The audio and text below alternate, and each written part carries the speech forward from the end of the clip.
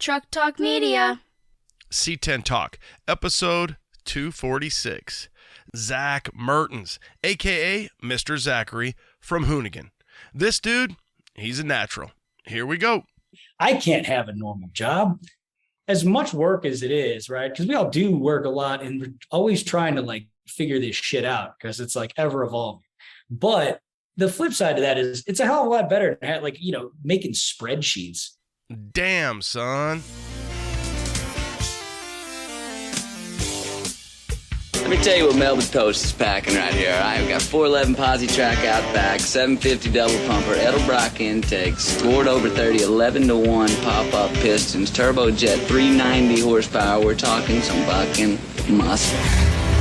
What does that do? Does that blow your mind?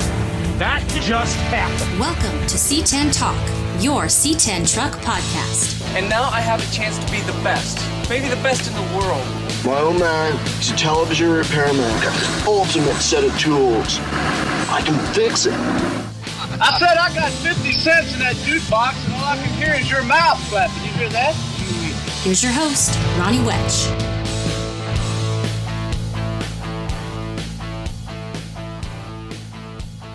Here we go. What is up, C10 Nation? And welcome back to another episode of C10 Talk.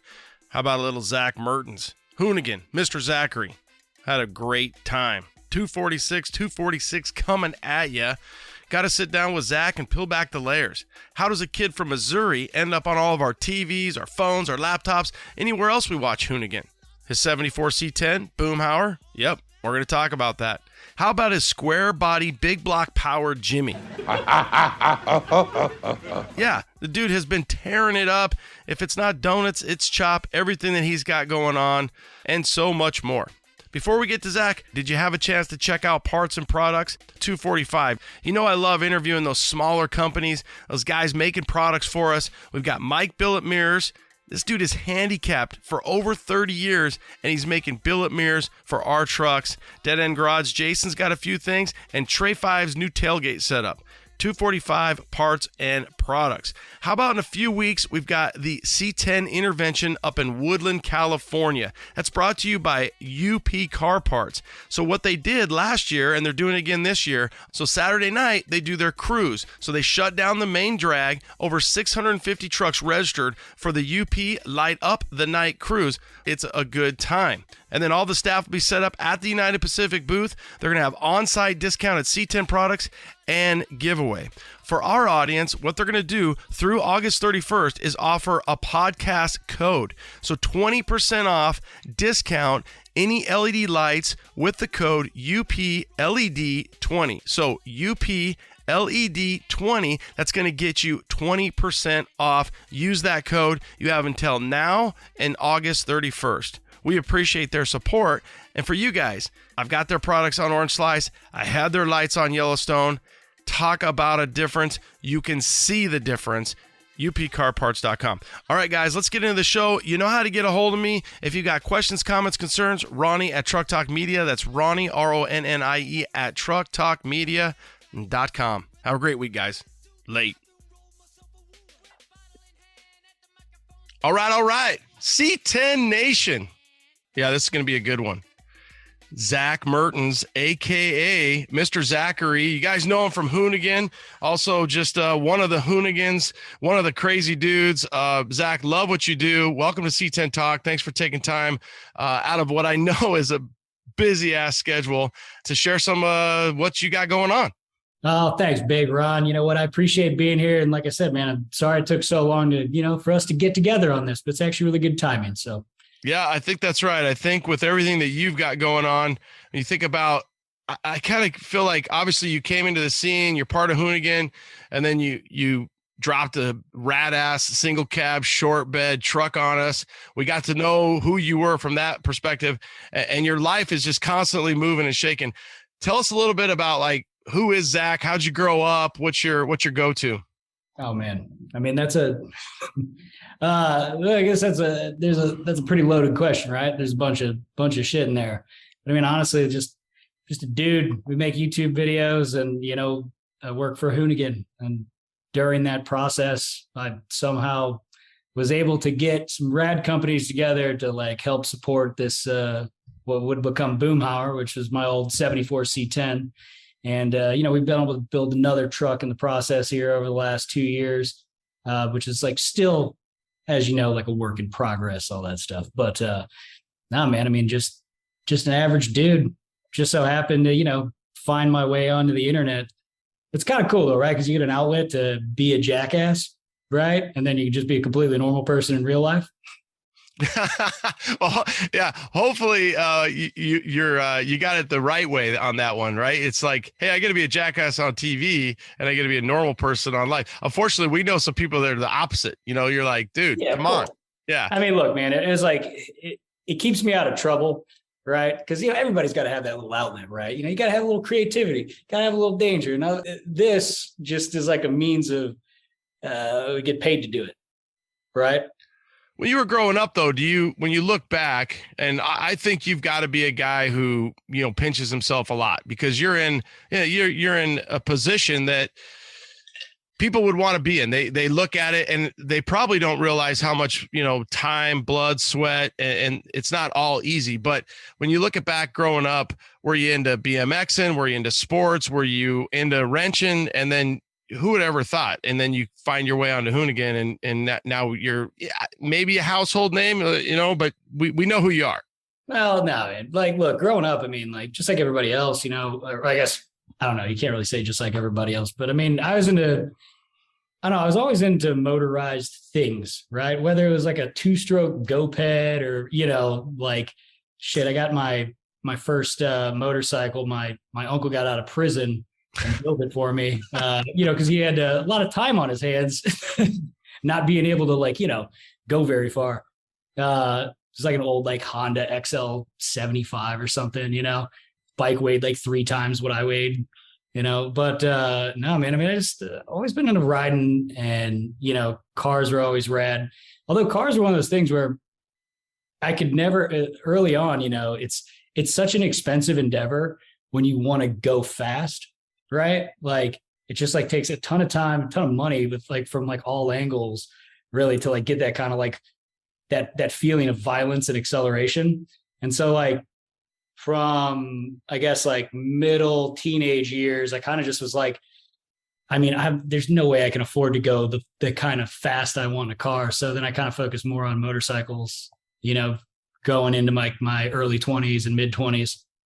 So, well, you get that it's a lot cheaper, right? But does it feel, do you feel like, because it's more exhilarating, because you're not protected, but when the wind's blowing by and you're going, let's just say 100 in a car, 100 in a motorcycle. So you're chasing that endorphins, you're chasing that high, you're chasing that need for speed. Yeah, man. I mean, I was thinking about this the other day. I remember being a kid, and, my dad had this some Volvo, right? You had to kind of bite the bullet and get a family car. My parents were pretty young when they had me, and so it's not really my dad's style, right? But I remember sitting in the back seat and be like, what happens if you push the gas to the floor? And I was, with the expectation of being thrown back in your seat, right? I don't know how I thought that or where it came from, but I do remember this very vividly. I remember where we were on Hanley Road. I kind of be 3 or 4 years old, right? And I don't know why I remember this stupid fucking little memory, but I remember my dad laughed. He's like, it's not going to do shit. We're in a Volvo. Right? And he's here, he steps on it, and you look back, he's like, see, nothing. I love that he could tell that you were so jacked up about it. Yeah. And so I just remember that. And I always have chased that. Right. And so, in a car, to get that kind of feeling, that real feeling, you need over 500 at the wheels, you know what I mean? If not double that. Right. But, on a bike, especially a 1,000cc sport bike, that's what I was into over a decade ago, had a bunch of those. But it's you could buy a shitty, pretty beat up Honda CBR 1000 RR for $2,500. And this is in Missouri, right? I grew up in the Midwest, just outside of St. Louis. And then also in Memphis for a while. But yeah, out there, and you got wide open highways and stuff. So you could just you could have something for less than 4,000 all in that you could do nearly 200 miles an hour on, and it's just, I don't know. I like that feeling, Yeah. I mean, you got the Intimidator shirt on, so chasing the love, chasing that speed. Do you think growing up in the Midwest, for me, I grew up a little bit in Montana and then a little bit more in Arizona. Okay. And do you feel like, for me in Arizona, when I go back to Montana, it's really slow. It's so much slower. And I actually kind of like that now as a lot older person. Do you think when you look back and you were growing up, because life was so, I mean, I think life's slow for teenagers no matter what, right? For young kids, teenagers. But do you think that growing up there, you're looking for that faster pace, and it's like, hey, I got to find it. However I'm going to find it. And this filled the void. I don't know, man. I think honestly, it's just like, you just have more time more time on your hands, like get in trouble, but it's not a whole lot to do. Right. So it's like, you find fun shit to do. And especially when you have, a ton of like dead straight highways that are completely open, I mean, what happens. All right. Yeah. Wait, you grew up in Montana, right? Like how far out, where were you at in Montana and how far out? Billings, which is, I grew up just west of Billings, a little town called Laurel, which is 15 miles, but anymore, they're kind of together. So. And how many people were in your hometown? 6,000, 6,500. Okay. That's real small. Yeah. We had one stoplight in town and even to this day, when I go back at least once every other year, I don't know that there's maybe 2 more stoplights. It doesn't really change much. It's about the same. But now Billings, which is a bigger suburb, is, it's a lot bigger and they bleed together. But then I moved to Arizona and I was 12, almost 13. And I went from 6,500 to 20 or 250,000. That's just in Mesa, let alone like Phoenix at the time was probably like 2.5, maybe 3 million. And that was 86. Damn. Okay. Yeah. So you go from, what's crazy, and it's just is what happens in Montana in 1986 happened in California in 1982. Well, what happens in Arizona in 86 happened in California in 85, so the speed is so different. And when you move, it was funny. I love the story. It's funny now. At the time I hated it. And this is about you. So we got to get off talking about me, but my fashion sense in 7th grade was, next to nil because I had moved here and, we're stuck in, again, 82 and I moved out here. So it was crazy. But love being from there and love being here now. So it works out. Probably a lot like you. Well, it's kind of a trip, right? And like you just brought up something that we are actually having a conversation about this at work the other day, where it's like the speed of information transfers so fast now, right? And you get like, it used to be like, music, clothes, all that stuff, like different styles of things. It took forever to get to, let's say the middle of the country, right? Like stuff guys are doing in New York, stuff that guys are doing in California, they were way ahead of the curve. And like, some of that like stylistically took forever to get back. And now with the internet and like the shit that we do and the shit that everybody else is doing, in our space, it's like everything happens, everything, it's almost homogenous, but it's kind of cool, especially when you get like everywhere regionally seems to still have, kind of its own style and vibe, but there's a lot of like, information that's shared, right? For like how to do things better, faster, you know what I mean? And like just little things that the different cultures are taking from one another, like different car cultures, right? Or different, like where you're at, right? Arizona seems to be the mecca for like classic Chevy truck shit. You guys have all of the best ones right there. Cause you know what? There wasn't a whole lot of them rusted out there. Yeah. And then also like, it seems to be that there's, anytime I've driven through there, I remember we've done a couple shoots. We had to like fly in somewhere in Arizona, drive way up the state. And like, we were sitting there just putting drop pins for like all of these people's lots that had like 20 fucking awesome trucks. How do they have all this shit, Yeah.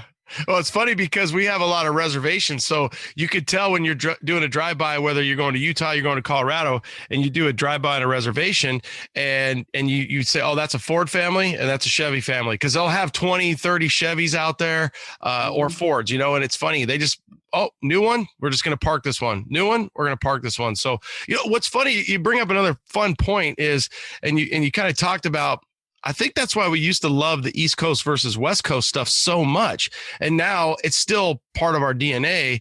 But like you said, it's crazy how this homogenized idea think tank comes together, and people are watching you and you're watching other people. I mean, there's so many different YouTubes and different guys and girls and people that are doing so much stuff. It's cool when you're like, it's almost like, wait a minute, we haven't even told anybody about that, and we're doing that and they're doing that. So it's the speed of that human brain and how we're all kind of coming together and everything catches up. And I think that there's people out there that are sitting at some 6,000 person town in Montana, in Missouri, and they're watching you and they're watching what Hoonigan's doing. You know what I mean? So that's gotta be, I'm sure you've sat back, had a cold one and thought, yeah, I made it, like people are watching me, but then I also think there's probably a pressure there too, to be like, holy shit. I mean, little Tommy is watching what we're doing over here.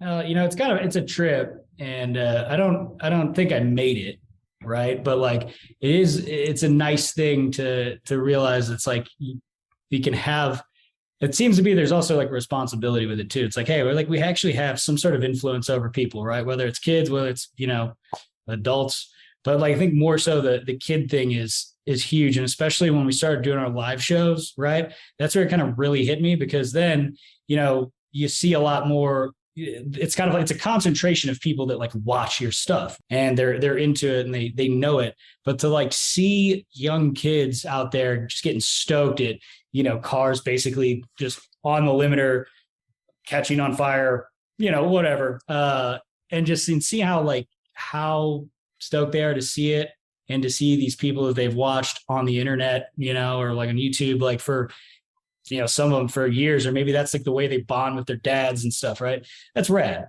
and I think hopefully we are doing something for the industry that's positive, that like brings another generation into this. Because I mean, obviously the way things seem to be going is like kind of shitty for awesome, like, gas powered everything. So, and it seems like they're really trying to like sweat the enthusiast space a lot when, that sucks. So, I mean, hopefully if we have more, like another generation, at least one more generation to come into it, we can kind of like pass this torch and see like more cool invention and more cool, like just custom builds, because like, I mean, obviously it's, when you're sitting there building like whether it's a truck, car, motorcycle, whatever, you're tinkering with whatever you got, right? Like it does, like it sparks some sort of creativity within you. And maybe you transfer that onto something else you're doing, right? Like maybe it causes you to, I don't know, like, when you're sitting there and you've been like dicking with something on your truck for hours and like nothing's going right, but you're just like out alone in the middle, like in the garage, and like slipping wrenches off bolts and just like breaking your knuckles up and just like screaming all sorts of curse words and shit, right? And you like kind of sit back, and then like it takes you out of this whole like all the digital stuff that we're kind of force fed. It does like cause you to think, cause you to like get back to that oneness. Yeah. I don't know if I'm being like too no, you're like with it, but I think that's a good thing, and I hope that we can like transfer that on, because that's where you like, it's where your fucking brain works. You know what I mean? Oh, dude, you're like the Yoda when you say that. And it's like the oneness is so important. And I think we are moving, I mean, at such a fast speed that we forget about the oneness sometimes. And whether you're thinking about something or you're getting busted knuckle or not, whatever, it doesn't matter. It's still that you're probably using part of your brain that maybe you haven't had to use from a digital perspective or whatever it is perspective. And then it's just like, hey, that's therapeutic. And that's where I think a lot of guys, especially just the dude out in the shop in his garage and his carport underneath the tree, it's like that's their therapy. It's like, hey, I'm going to work, I got the grind 40, 50, 60 hours. I just want to spend 3 hours with my truck, with my build, and I think that's cool. I think you said something that really was a big positive, was you said the connection, like for the fathers and sons and the brothers. It's like, hey, we're going to sit down and we're going to watch this. For my son, who's older now, and he watches, everything Hoonigan, but that was for us, that was, him being like 10 to 16, 17, that was roadkill. Like, I mean, he would tell me like, we're behind, we got to get caught up, and that's an important thing for kids. And that's, I think that's cool that you guys you're acknowledging that. And you're saying, hey, we have to make sure we're providing stuff that's entertaining, but we have responsibility for that next generation. And I think it sounds like it's doom and gloom for guys like you and I, but I think then what happens is the younger generation, again, my son's 20, sometimes they'll say, hey, I'm kicking back on this. I'm going to fight the power. And so I hope we have a few more generations left. Yeah, man, me too. It's wild. Like, damn, it's funny that roadkill was you and your son's thing. I remember me and my dad every Sunday morning, we'd watch Stacey David either on like trucks, gears, it was all that power block. You know what I mean? Oh yeah. And then you had I don't know, I'm drawing a blank on it. The girl, she passed away, and then Ian. Jesse Combs, yeah. Ian and Jesse were like ultimate 4x4 or whatever 4x4 right after Stacy, and it used to be Spike TV. It was like Spike, and then and it's kind of and I had the pleasure of having Stacy on. And I've actually been talking to him, having back on, because I'm like, dude, you were a big part of us growing up, that TNT Spike generation. And that was really, there wasn't a lot of options. It was like, that was a big deal to watch trucks. Honestly, it's funny is the only time in my entire life that I can ever remember being like, looking at something and be like, I want to do that. And it's a terrible comparison now because but it's like Stacey David. I was like, I like what this dude does. Like, that's what I want to do. Obviously, Stacey David is phenomenal at hell, he builds that entire show out. Like, he plays the music, narrates the thing, writes all of it, fabricates, builds cool shit, can do sick body work too.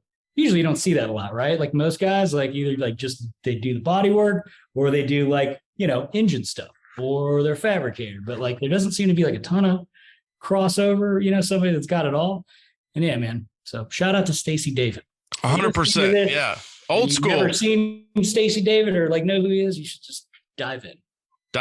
Some Project Copperhead, go back to the old days. Yeah. And, he was a musician as well. So that's where he got his start.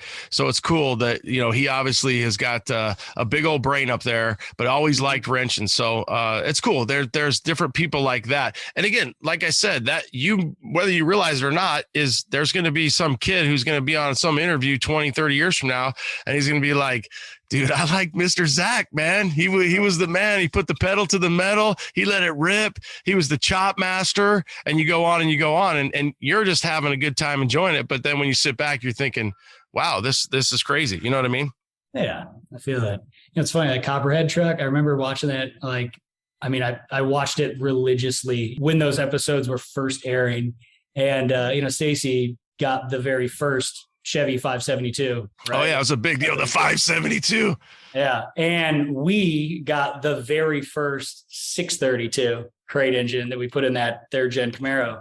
And I was like, man, when that happened, when we got that Chevy performance deal, and Scotto had called me, he's like, hey man, and I was living in Utah, cause I had to go up there to work with Ken and stuff. But he's like, just so you know, we're putting this big block in this third gen. And, you're not here right now. So you're missing out.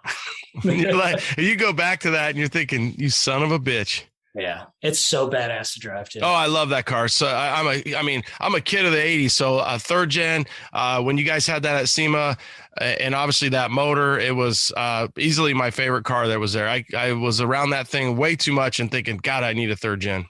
Yes.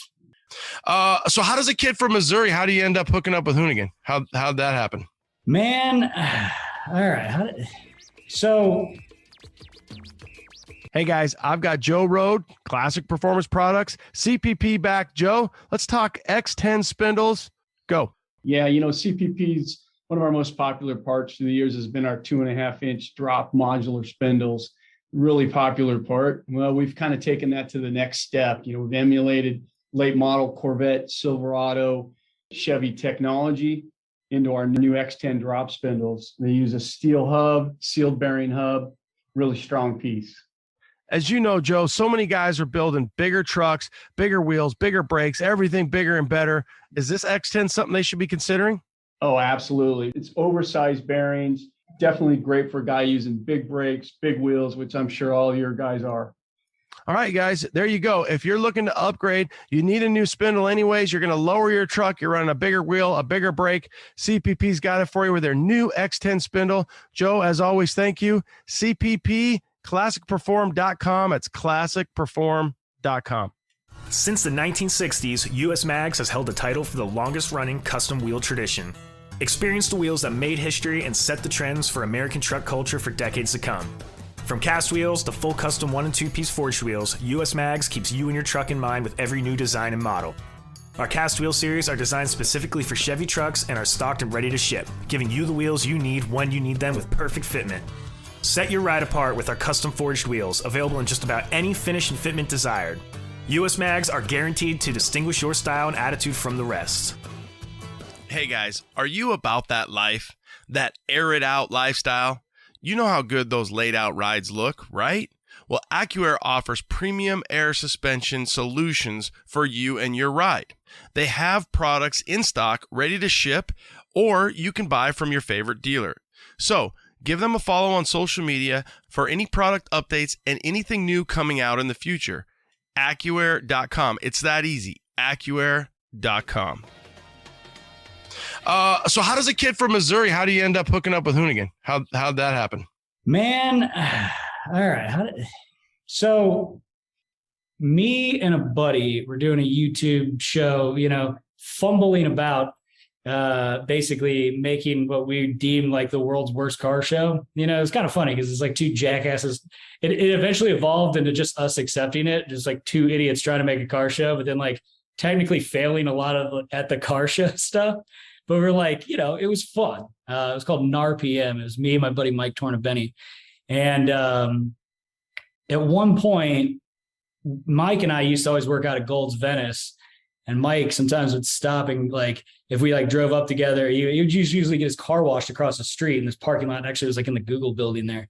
And the dudes that were washing his car were like, hey, we saw you guys' show. We work with these other guys and we go and wash cars there. They're called Hoonigan. And I was like, oh shit, I was like, give me somebody's card. And it turned out to be, this is, if you watched Hoonigan for years, like then people might remember Kakawa, who was never supposed to be like a host or anything. He was just like a guy that just hated being there. And, but I got Kakawa's card.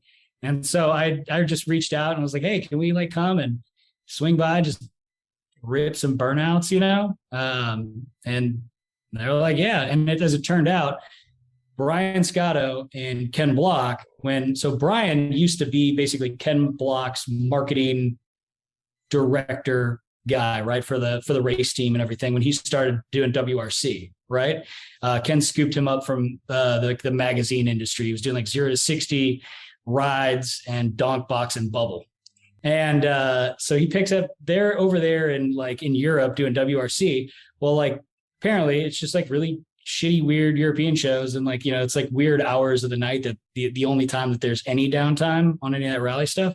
So they would always watch Mike's old show, which was it was basically Dom Mazzetti versus, right? It was like a sketch comedy thing, like a satire deal. And so they knew who Mike was. So they're like, yeah, just come on over. And so that's how, basically we met all these guys. And eventually when Mike and I had to shut the show down because it started getting too expensive for two jackasses to break a bunch of stuff all the time, I just came on, I just hit Brian and Vinny up and I was like, hey, look, I have a particular set of skills that I think would work out really good here. Yeah, it was meant to be. And it's cool that they saw that, right? That they saw that in you and had either watched your shows or said, no, we like this guy. He gels, he clicks, and we like his madness. Yeah.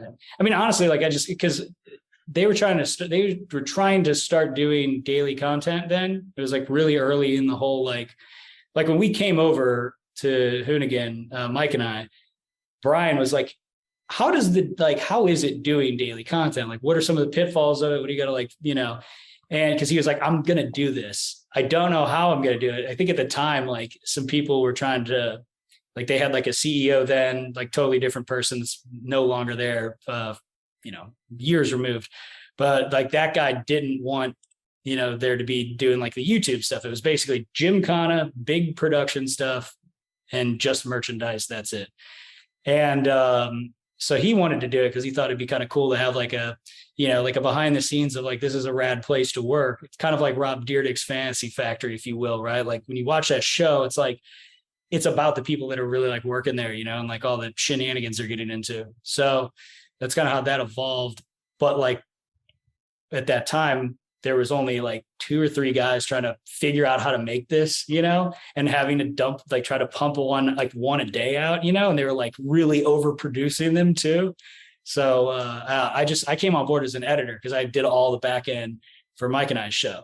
And I think they didn't know that at first. I was like, yeah, I know how to do all this shit, man. Wow. Yeah. So yeah, so just, it kind of worked out. And I came on as an editor, and they knew I could host the whole editing and sort of shooting stuff. That was kind of key, right? Because needed to put bodies there. Well, and if they're doing daily content, they needed more bodies. You guys come in, they're like, perfect, we'll take you. We like your personality. Were you self-taught from editing? Well, I mean, I can't really call it self-taught. Like I didn't go to school for it. But Mike, and then really my buddy Nick Delicat, who's super fucking sick at editing. He's like in the TV world, and like he taught me basically like, how do I put this? I should take a step back. When I was 29, I had this epiphany, right? And I was like, I didn't like what I was doing. So I was like, I'm going to quit my fucking job. And then I'm going to go back into creative shit because I kind of abandoned it back before YouTube and self-publishing. If you lived in the fucking Midwest or somewhere, like being an artist, you're basically going to starve, right? Yeah. Like the chances of like being successful or like, even like having a good living as some sort of artist in some capacity was just like not a thing. You know what I mean? And so I kind of abandoned that, like doing music and all sorts of stuff, like back when I was in college. And but yeah, when I was 29, I was like, I fucking don't like what I'm doing. I was doing like beverage sales, and so yeah, I quit. And then I was like, I'm gonna figure this shit out. So I basically would Airbnb my Venice apartment out, and then I would sleep on my buddy's floor. Those buddies were Nick and Mike. And Mike is a phenomenal writer, especially comedy writer, but his like, when it comes to like timing and like just building out a script and everything, he's really good at it, right? And he's also pretty good at editing too, especially for like jump cuts, fast things like that. Nick is super sick when it comes to like workflow and how to be just as fast as humanly possible when it comes to editing, right?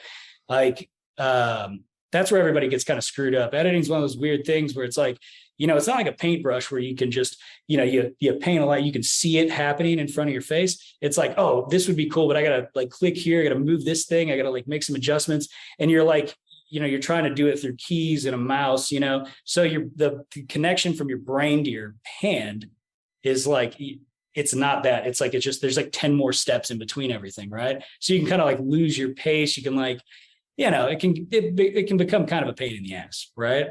And like it kind of interferes with your creativity. But if you're faster, if you like know really good workflow on it, you can just absolutely rip through it, right?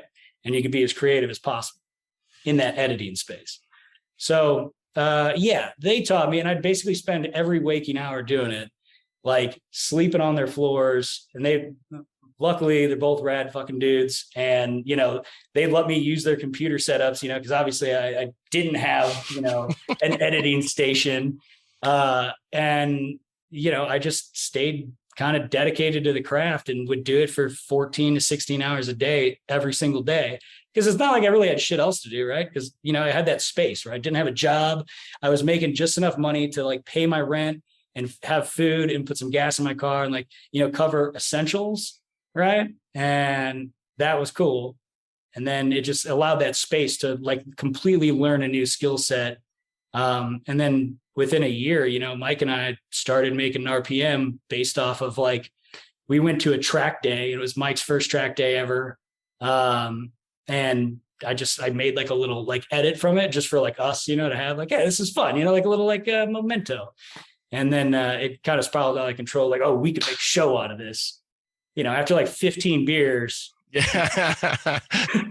Once the beers kick in, what's cool is I assume that 14 hours is probably not as much as you would want to spend, but you were feeding that creativity that you needed, right? When you think about, and I think a lot of people have creativity, but selling, doing Pepsi stands and selling, Coca-Cola, Pepsi, whatever products it is, that's a little bit, that's kind of boring, right? And so you needed to have that creativity, and you probably didn't know where you were going to find it, but you found it, or it found you. I mean, exactly. I mean, it's funny. I had no intention of going into film stuff, like I always looked at my friends that did it, and I was just like, that looks like you spend a lot of fucking time on a computer, and I would hate myself if I did that. Turns out I was right. But you know what? It's cool. It did lead to other things. I don't edit so much anymore, but I'll probably get back into tickling the ivories here pretty soon, because we've got a bunch of stuff that I need to try out. So you think that because you have that editing, I assume that also allows you to know what shots to get, and that makes you a better guy, whether that's a producer, whether that's you as a host, it makes you better at those things because you've been and spent time behind the ivories, behind the editing board. Yeah. It's actually like, I'm not the greatest shooter in the world, right? Like I'm actually pretty shitty at it, right? Like, because I never spent a ton of time like working the camera, right? But because of having to spend like an absolutely mind-numbing amount of time, like cutting up, like, fuck ups, like, and trying to string a story together, with like, just like patching, like, sentences and stuff like that. It makes it a lot easier to be like, oh shit, guys, we never said this, or we never introed that, or we don't have any sort of transition from here to here. Right. And so I'm able to look at that, and, whenever we're filming, and most of the time, if, I can recognize it and be like, hey, we got to do this really quick, and we could just make those quick adjustments, and that's a cool thing about Hoonigan is, like, especially early on, like everybody there was like, except for, I think, Vinny, everybody there has had experience in that space. Right. So, Hurt started out there as like, he was the guy making all their like Facebook cuts, and then later all of the Instagram stuff, and, and then, making episodes, and like, he's phenomenal at it. Like his like pacing and styles, like, that's very like, he set the tone for what Hoonigan content was all about. Right. And like how that editing tone was, and like inserting like the weird memes and shit, to like put an exclamation point on something dumb or funny that happened. Right. And so like, but like, he could always go in and, he'd do the same thing when he's shooting. He's like, oh wait, hold on, I got to do this. Right. So like Brian, same thing. He's a little more obsessive about it, and he'll do like 30 takes if he needs to. but we all got it, and so that's how we were able to like try to just keep pushing the ball forward and try to make something that was entertaining and continue to make stuff that was entertaining.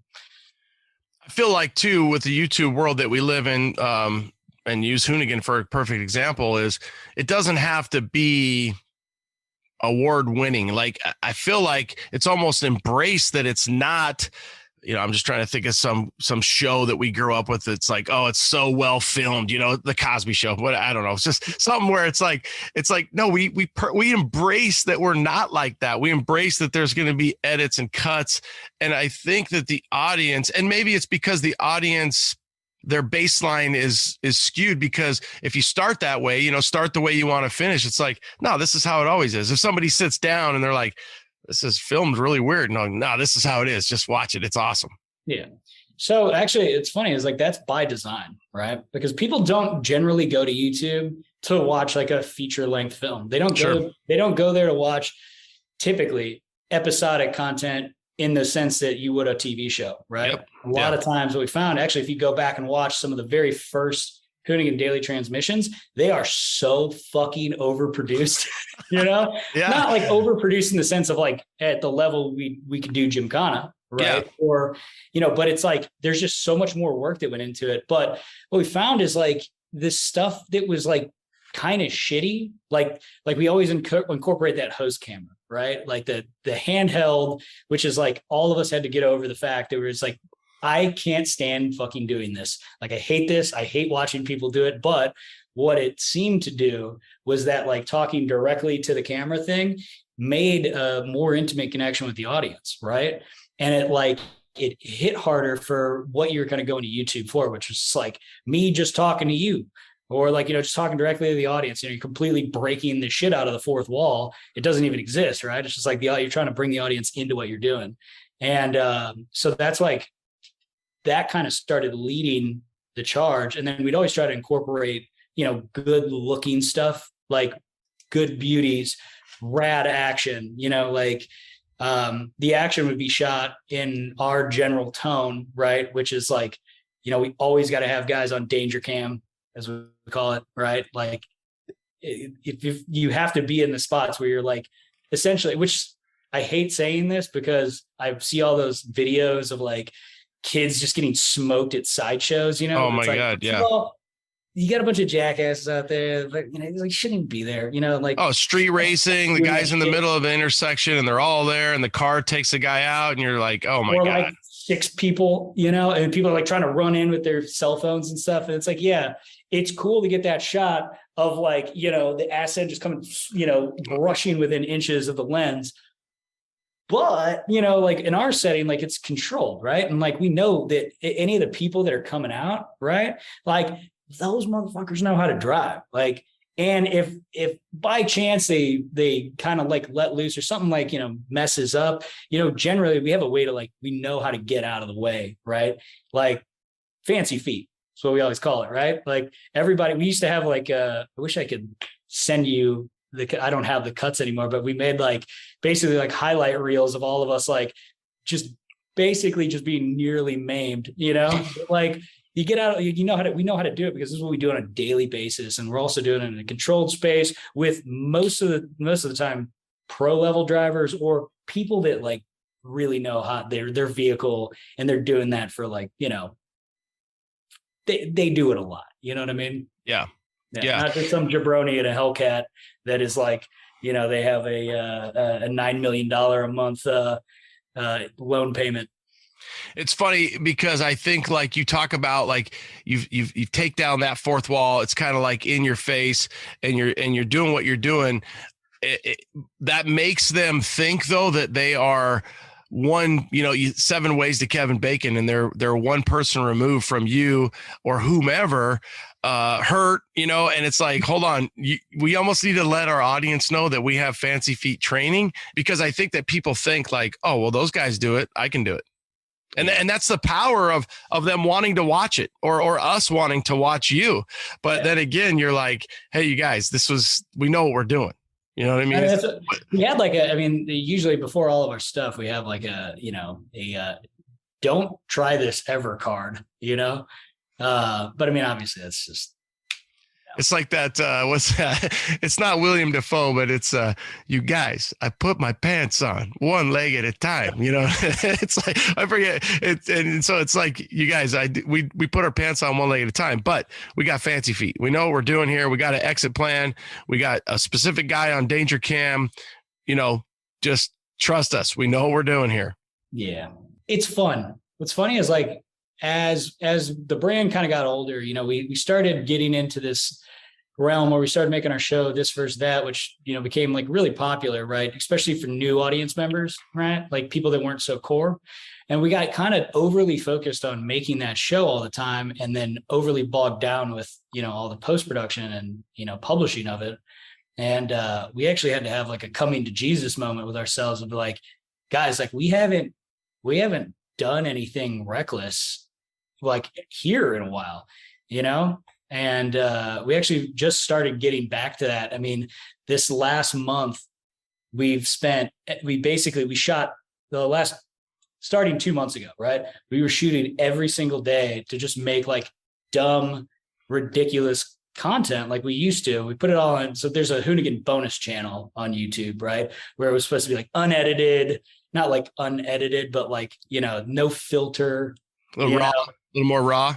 a little more raunchy, a little more raw, you know, a little more chaos, right? But it didn't need to be like, you know, like a 1,200 horsepower, like chassis, like frame up build. You know what I mean? Like it was like, hey, some dude came here with his like clapped out 2nd gen Trans Am and just like plopped, like slammed it into the wall to do a burnout. You know what I mean? Like fun stuff, right?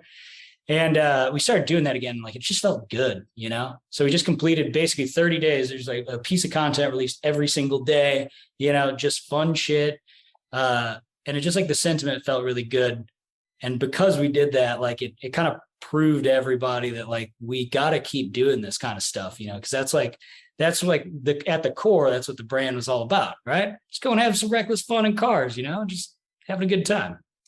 It's funny how it's always, you know, it's just the way life is, but you start to chase how it used to be. And it sounds like, you know, you guys are working through that. I'm sure you coming back is a big part of that, right? It helps because you take a break. That probably makes you thrive for that content more.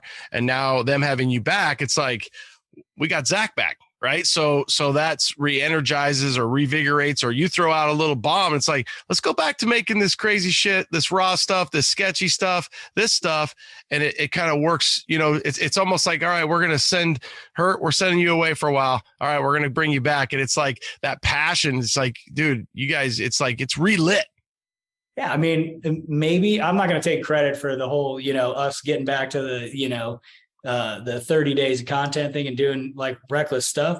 Although I will say it was great to be able to like come back like right at that time where it's like, okay, we need to do some fun shit, you know, and to be able to be a part of it's like, it's great, you know, because this is why like I can't have a normal job, right? Like, You're ruined for life, bro. Yeah. It's as much work as it is, right? Because we all do work a lot. Like it's a little bit better now than it used to be. It's not like us all doing 100-hour weeks every week anymore. But like, you know, we still do work a lot and we're always trying to like figure this shit out because it's like ever evolving. But the flip side of that is it's a hell of a lot better than like, you know, making spreadsheets, you know, like having a desk job where you're like, what am I doing with my life, you know, and basically like living for a weekend kind of deal. Whereas like, you know, for instance, like some days I get to go into work and I don't know, like rip a burnout inside the office, or, you know, like you get it. And speaking of that, I mean, I saw it. You just came back and you're like, hey, we used to do burnouts in the office. And it's like, we're going in, it's a little bit bigger office, but still probably brings a little of that Zach enthusiasm and just that old school feeling of, hey, remember, we're Hoonigan. Like, it's almost like, remember, we're Hoonigan. Yeah. I mean, look, it was fun stuff to do. Actually, it was funny. Like I screwed up trying to do the burnout because I just put this new clutch in my bike. I saw it. It's like, so he's like, act like we didn't see it. And then they didn't edit that. And then it shows you going again. It was funny. Well, the thing is, I have it's a lockup style clutch, right? Mm-hmm. So it's got weights that with more, you know, RPM, it just presses the plates, you know, harder against each other, right? Like the 10 clutch disc. And I also put like the heaviest springs humanly possible in the clutch. So like trying to shift it and it's not adjusted properly too. So that was I needed to go back and adjust it out. But like trying to shift it under load, it just wouldn't shift because it was just like fully locked in. So basically I had to like stop the wheel, shift, and then try to do it again. And that's why I wound up going through the drywall.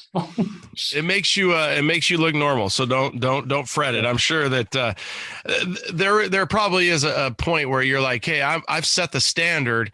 I got to live up to that standard. But, and don't take this the wrong way, please. But by not living up to a specific standard that you've set and maybe somebody else, it's like, hey, he's normal. And that to me actually makes a guy like me, that makes you even more likable, to be honest with you, if that makes sense. Yeah. What's the best part of being on Team Hoonigan? What's your favorite when you look, you know, over your time and again, you went away to Utah for a while, you come back. What's one of the things that you're like, this is absolutely the best part? You know, it's like the perpetual learning, right? Like the ability to continuously like learn new stuff. I've done like a bunch of different job functions at Hoonigan. I've never been able to work for a company like longer than a year, right? And I've been at Hoonigan now for 6-ish. Yeah, something like that. And like it's been cool. Like I came in as like one thing. I went through like a bunch of different areas of the business, got to go away and I, worked directly under Ken for almost 2 years. And that was rad. That was like going and getting like a PhD in marketing, and just like realizing that like, oh shit, I need to like step my game up. This dude's 54 and like can travel relentlessly, also race the shit out of cars, drive the shit out of everything, like literally everything. And like still finds time to like work shit in, but it's like learning stuff like that, and just being able to continuously grow in this space.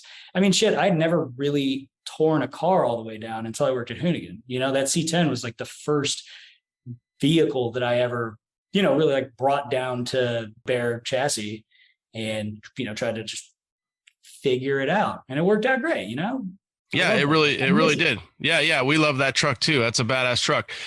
What was the reason for going to the racing division?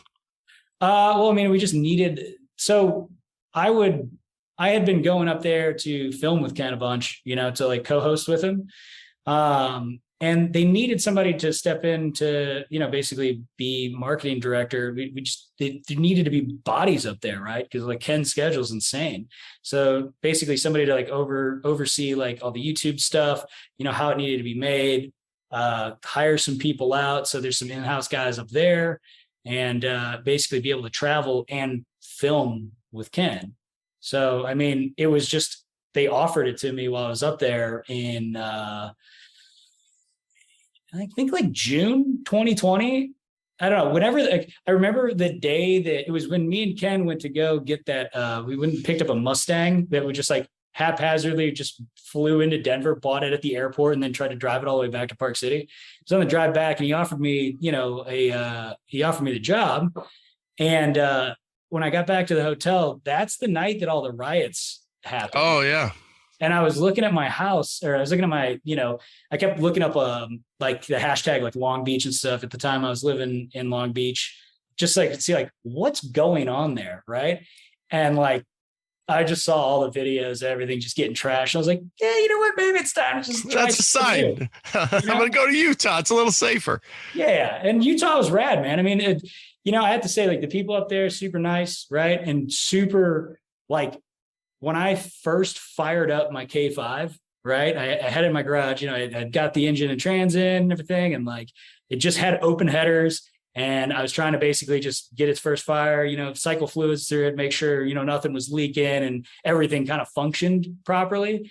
And I just remember my neighbor, who was a sheriff, like pulled up in his police cruiser. And I was like, oh, fuck, because I got this thing like, cycling at, 1200 RPM with open headers, right? Just blasting. And he got out of his, I'm not going to say his name, but like, great guy. Got out of his police cruiser and had like 2 open beers, and he's like, "Hey man, congrats!" Like, yeah. You're like, I like this guy. Yeah, and it's like people were like supportive of. There's a lot of cool. I was up in the mountains, right? But there's a lot of people. Everybody's into like automotive stuff. Everybody's supportive of that. It's a cool community up there. It does snow a little bit too much for my liking. Like I like to be warm. I like the beach. But it was cool. It was a cool experience. Do you think that your balls got bigger? Because when I watch the content, like with you and Ken, like Ken, he's like special, right? Like an alien. Like when you're looking for classic Chevy or GMC truck parts, brotherstrucks.com is your #1 source for 1947 to 87 Chevy and GMC truck restoration parts. So whether you are restoring an original or looking to customize that classic truck, brotherstrucks.com has thousands of the highest quality truck parts for you to choose from. So head over to brotherstrucks.com and order your free catalog today. And don't forget to follow Brothers on Facebook and Instagram for daily updates and special offers too. Hey guys, how about a happy 10-year anniversary to the team at Pro Performance? For 10 years, Travis and his team have provided their customers the best products on the market for our trucks. They sell Dakota Digital, Bear Brakes, Boyd Welding, QA1, Vintage Air, and more. They're your one-stop shop for all your truck part needs, stocking fast-moving items to help with production delays. So think Pro Performance when you are creating that parts list for your build. azproperformance.com. That's azproperformance.com. Do you think that your balls got bigger? Because when I watch the content, like with you and Ken, like Ken, he's like special, right? Like an alien. Like, who does that? I mean, I'm a full-time firefighter. I have no problem. I'll go 100 feet in the air. I'll squirt water out of a thing and it doesn't bother me. But like the first time I ever, how do you say, skydove? First time I ever skydove, I never really had felt the dump. So that fight or flight, but then that dump, that adrenaline dump. And as I watch you and I watch Ken, and did you explain some of that? Because you come back and you're just as gnarly as ever. I mean, I like doing fun shit, you know? There's definitely been times where so I hate riding shotgun in anybody's car, right? Driving, you know, in kind of almost any capacity.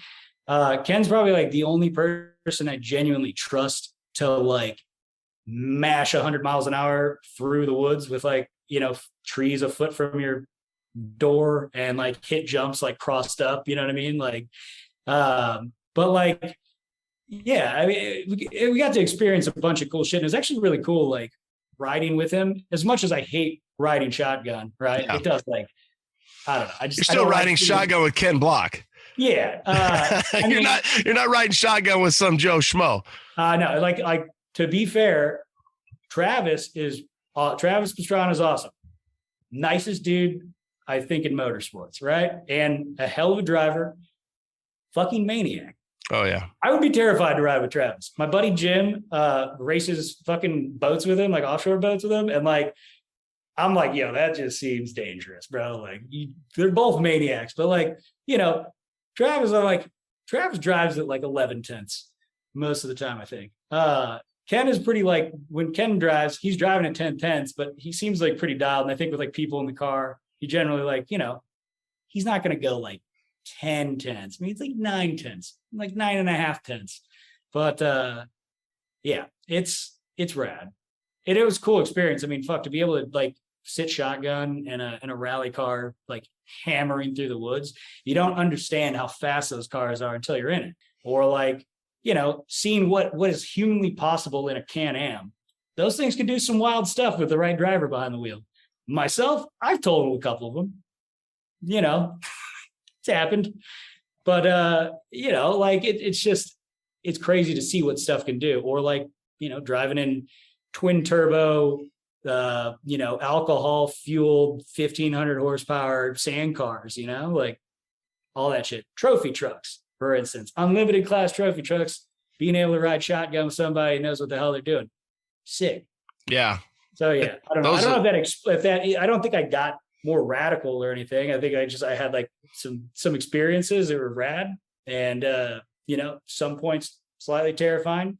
I definitely like would ham it up. You know, you got to ham it up for the camera a little bit because like, you know, it's got to be enjoyable, but it's like to be able to explain what it's actually like to feel like your butthole is like making it oh my god puckered to the max, you know.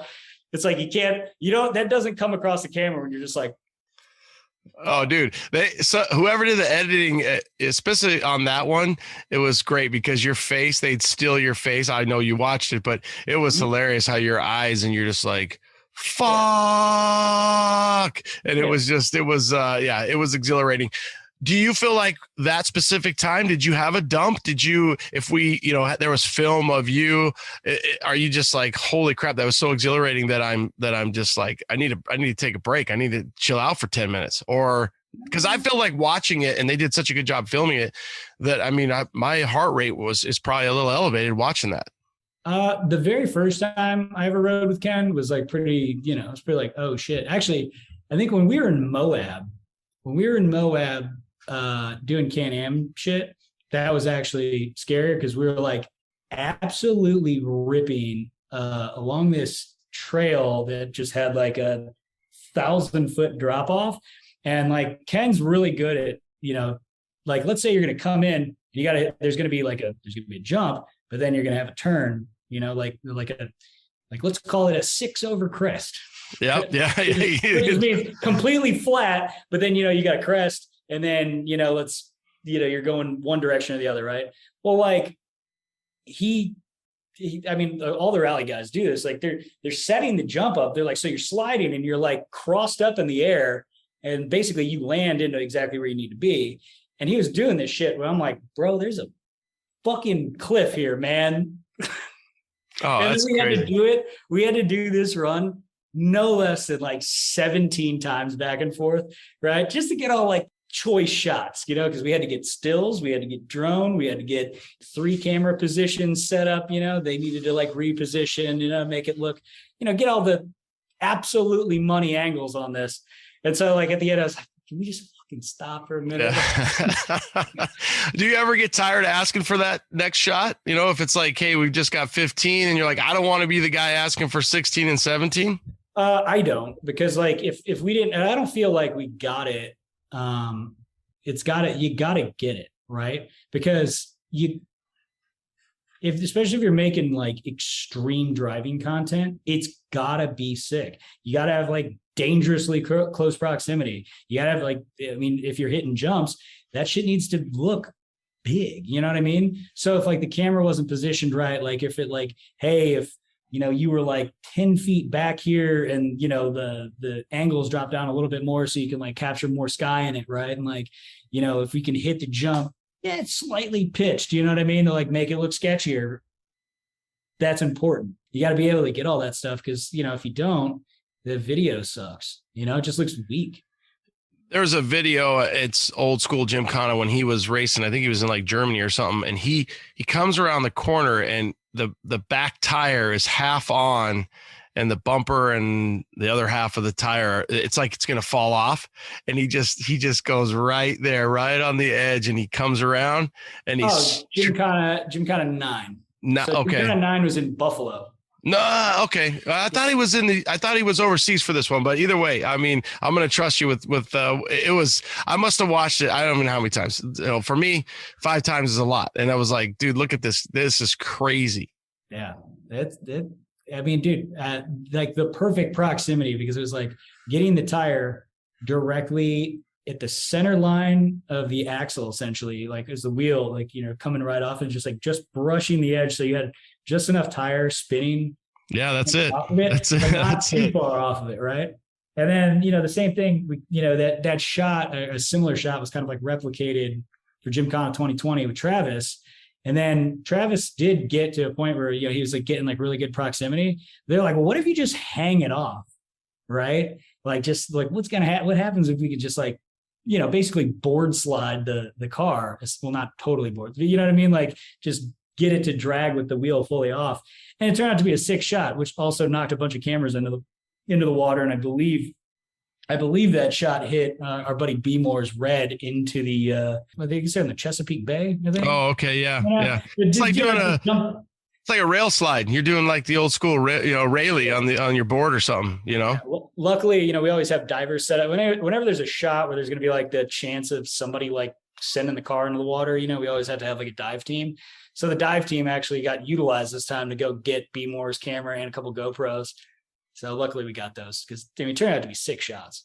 Hey, they were looking for something to do. It's boring when you just sit out there and there's nothing happening. So they were probably excited about that. Exactly. All right, let's jump in. Obviously, you've got, Boomhauer, you've got your Blazer. The truck alone, were you looking for a square body? Yeah, which one? Your C10. Yeah, we'll go your truck before. I think we take the Blazer out at the end, because that's obviously fresh. 572, thing's super gnarly. The truck is the truck for me, and I would assume the community. It really put you on the map because of the C10, right? For us, because we're like, oh shit, Zach's got a C10 now. Let's see what happens. So I think that was a no-brainer. So the idea with doing a square body was a couple things went into it, right? Because at the time, square bodies weren't so fucking insanely expensive, right? Yeah. You still get one.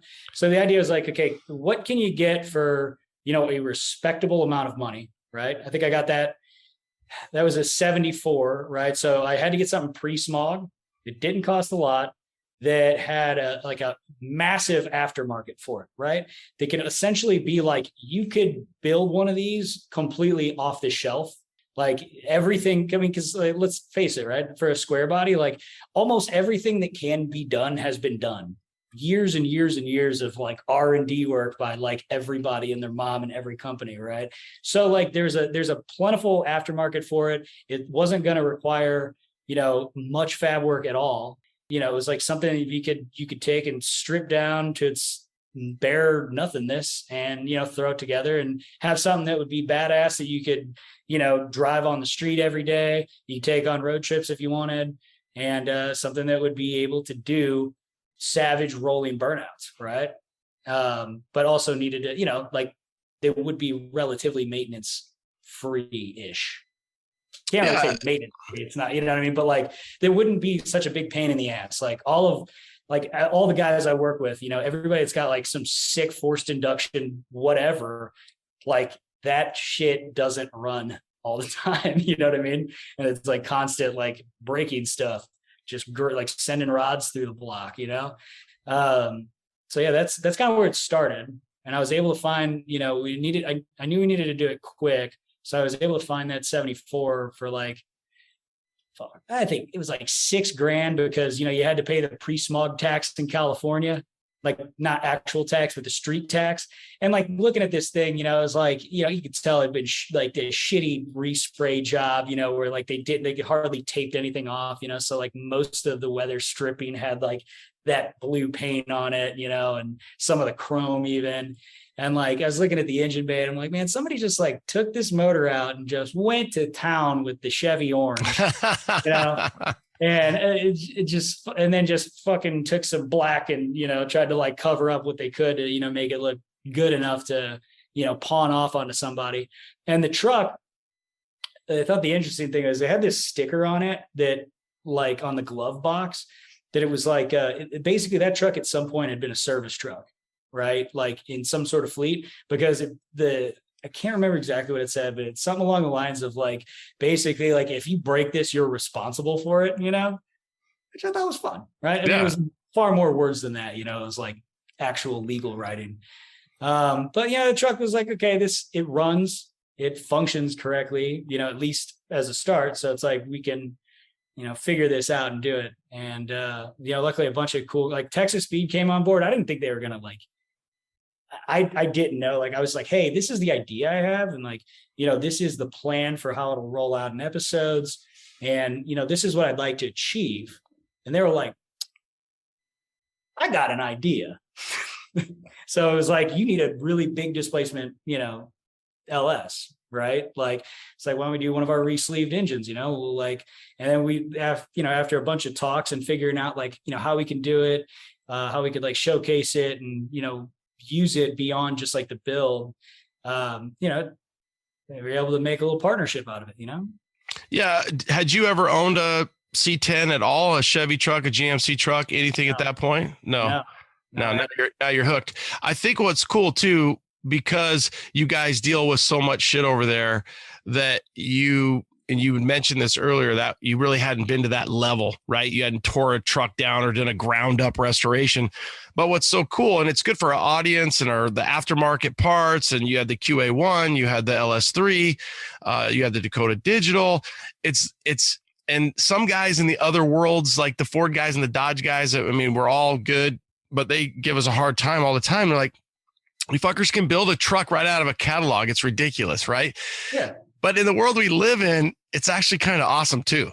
And if you go back all the way to the beginning of what we talked about with the youth and the kids, now granted, a guy like you kind of ruined it. You didn't ruin it, but the trucks went from $6,000 and then everybody's watching Hoonigan. They're like, I want a square body, truck. And that's okay. It's going to happen. That's always going to happen. I think it was already on its way up. Oh no, it was for sure. Yeah. There's definitely a lot of people that built really sick square bodies. Like I did not build a super sick. I built I kibbled together some Legos basically. No way. I think that's better. And it's more manageable for people to do that, save a little scratch and do it. And that's what we tell people. Buy something that's running, buy something that's driving. You could do a little weekend love to it, maybe eat some top ramen this week, save some parts money and make it happen. And so I think they're still out there. Now, obviously they're long beds and people have to cut them down and so on and so forth. But what you did with that truck was you just gave a realization that you can, anybody can do it. And I don't mean that like, oh, anybody, but you said, hey, I haven't done a ground up. You can unbolt it, bolt it back. And you made people realize, you guys, you can do this.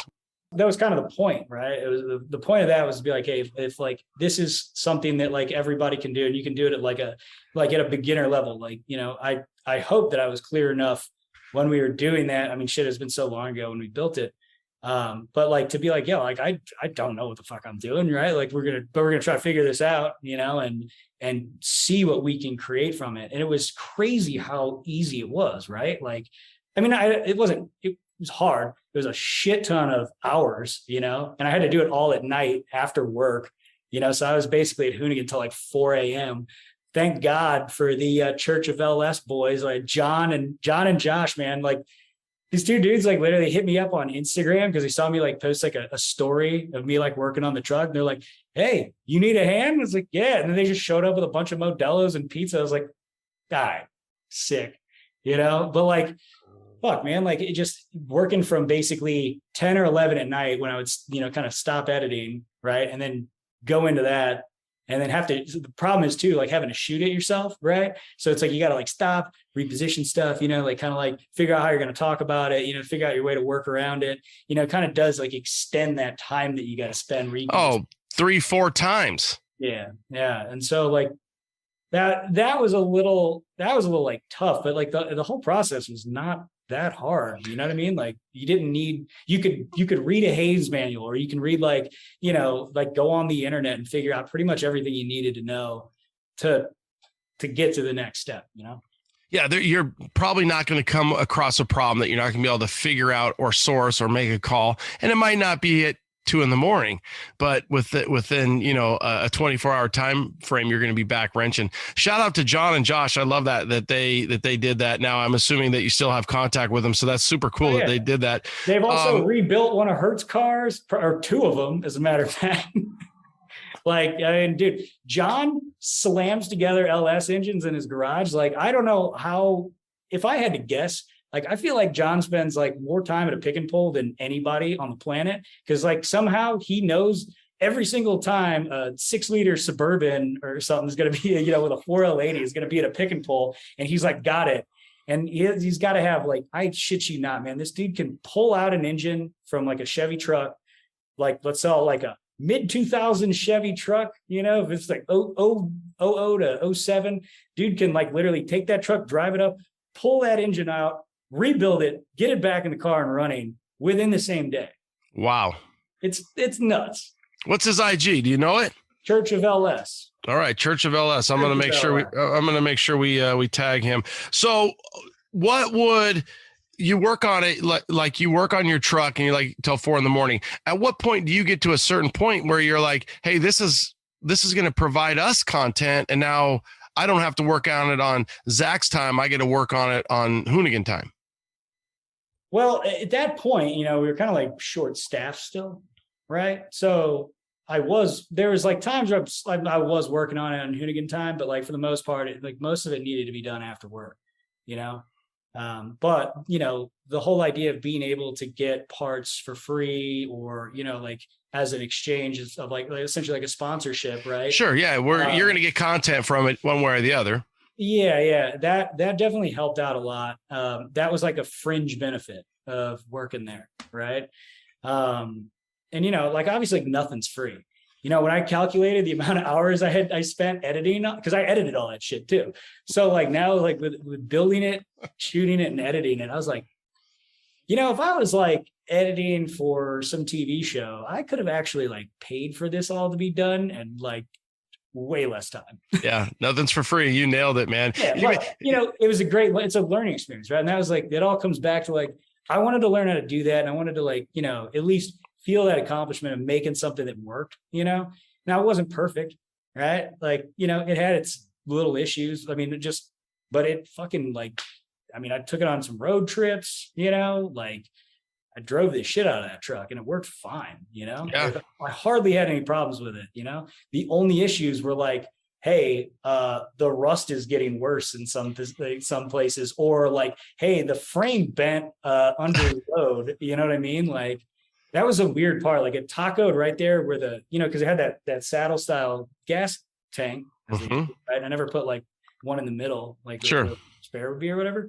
And like the frame like was bent, but it was clearly not from something that could have hit it, because the fucking gas tank was right there. Yeah, that doesn't make any sense. You're like, it would have hit the gas tank. Do you think it was from a flex?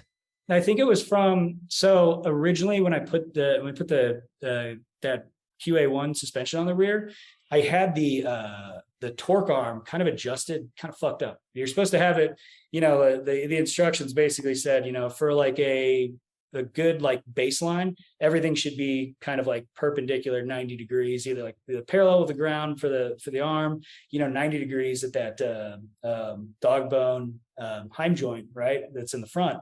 And I had it was like shifted really far forward. Sure. So you think maybe it pulled it one side, and when you were on it, it was flexing it, and it was probably when I'd stand on it from like during a highway roll, right? Like, so like if I stood on it from like a 60 roll, like that's really the only time it could really get enough traction, like get good traction, right? And not just like blow the tires off. That's when you'd feel it and you'd see it start to like separate the bed from the cab. And I could see it out of, like, because it was happening on the passenger side, but just be like, Wah. I was like, I don't think this is right. It's like when you're a kid. Well, at least for me, it was like when you're four-wheeling and you're going down something, and your bed is completely jacked compared to the way your cab is, and you got to love it. And usually in a long bed, it's obviously more pronounced. So that's you were doing that. You were just doing it under load. Yeah, it could have been like, and like I said, I don't know, maybe who knows what the hell that truck went through in its life.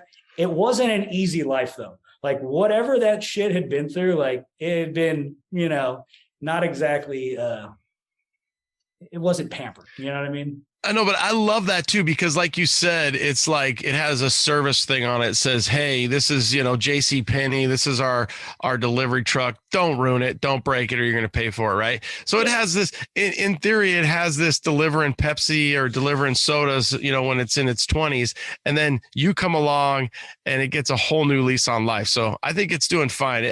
I don't look at vehicles as people, but sometimes I guess I kind of do. And I think, dude, you see them out in the field and you're like, that's a horse ready to die. Somebody saves it, they bring it back to life. That's exactly what you did. You gave that truck a complete and total new lease on life. Well, I hope so. And I hope it's doing well. I miss that truck daily. But hopefully whoever owns it now, because I don't know, I haven't really kept in touch with the guy who won it. Mm-hmm. Basically, I sold it to Hoonigan to be able to use the giveaway car, because we needed to, like, that was during the pandemic. All of our retail sales were null and void. Yeah, there was no like PacSun or Tilly's, nobody buying all that stuff, right? And so we had to figure out a way to do to boost our own online sales, and so that's what we did. Like both me and Vinny gave up the vehicles that we spent a year building each, and it helped the company a lot. And obviously we got paid for it. I think the kid that won it, he wasn't like super dialed like car person, if you will, right? And I always worried. I was like, man, I hope this is, because this shit was a handful, man. Like, it was loose, you know what I mean? Like it would do everything you wanted it to do, but like you bent the frame. I mean, it was loose. Yeah, it could get out of shape really, sure. And I was just like, man, I hope like whoever wins this doesn't wrap it around a pole, you know what I mean, and like die. So hopefully that hasn't happened.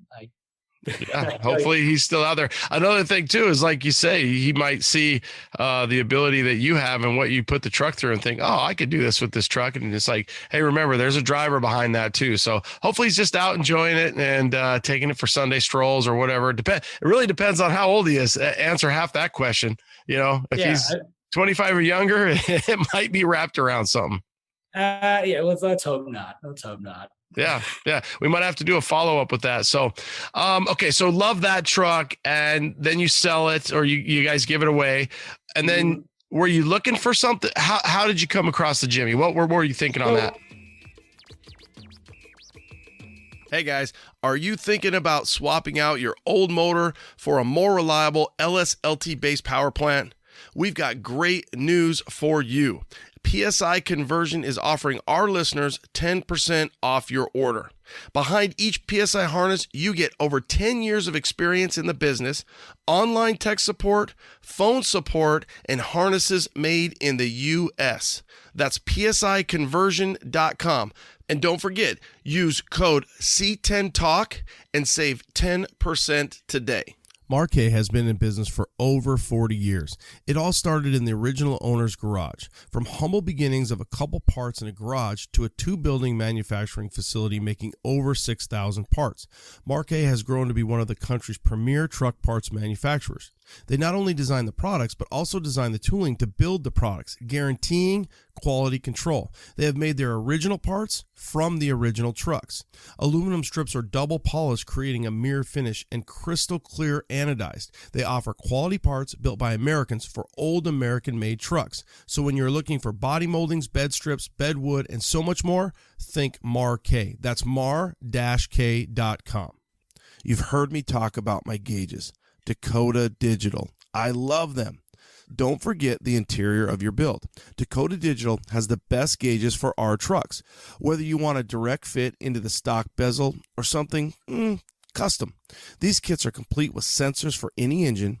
The new RTX series is really incredible. I think it stands for retro, but it should stand for rad. They look just like the stock clusters, but have all the technology you'd expect from Dakota Digital. You can change the lighting colors, customize the reading in the message centers, and do it all from the mobile app. That's right, the HDX and RTX series have Bluetooth technology, so you can mess with them from your phone. I'm looking at RPM, trip odometer, percent fuel, oil pressure, and now I have the GPS set up. I can tell you direction, elevation, and even outside temp. Damn, son, it's like a modern truck, but even better in a classic. Dakota Digital is absolutely the best in aftermarket gauges, so check them out at dakotadigital.com. dakotadigital.com. And you can follow them on Instagram and Facebook too. Were you looking for something? How did you come across the Jimmy? What were you thinking on that?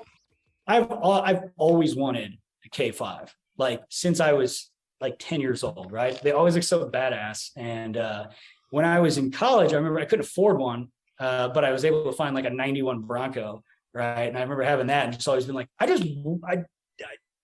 it's just not the same, you know? And which I later sold for like $500. During college, I did like a study abroad over in Amsterdam. And when I came back, like that's when the economy went to shit and gas was like, I remember it was like $3.59 a gallon. And I was like, there's no fucking way I can afford to drive this. Sold it for $500 to my buddy. A 91 Bronco for $500. Yeah, there was actually really good condition. Like, oh my God. Like the interior was perfect in that thing. And there was like one spot that had a little rust. I cut it out and like, you know, it was good. Anyway, my buddy Ryan's boss bought it, right?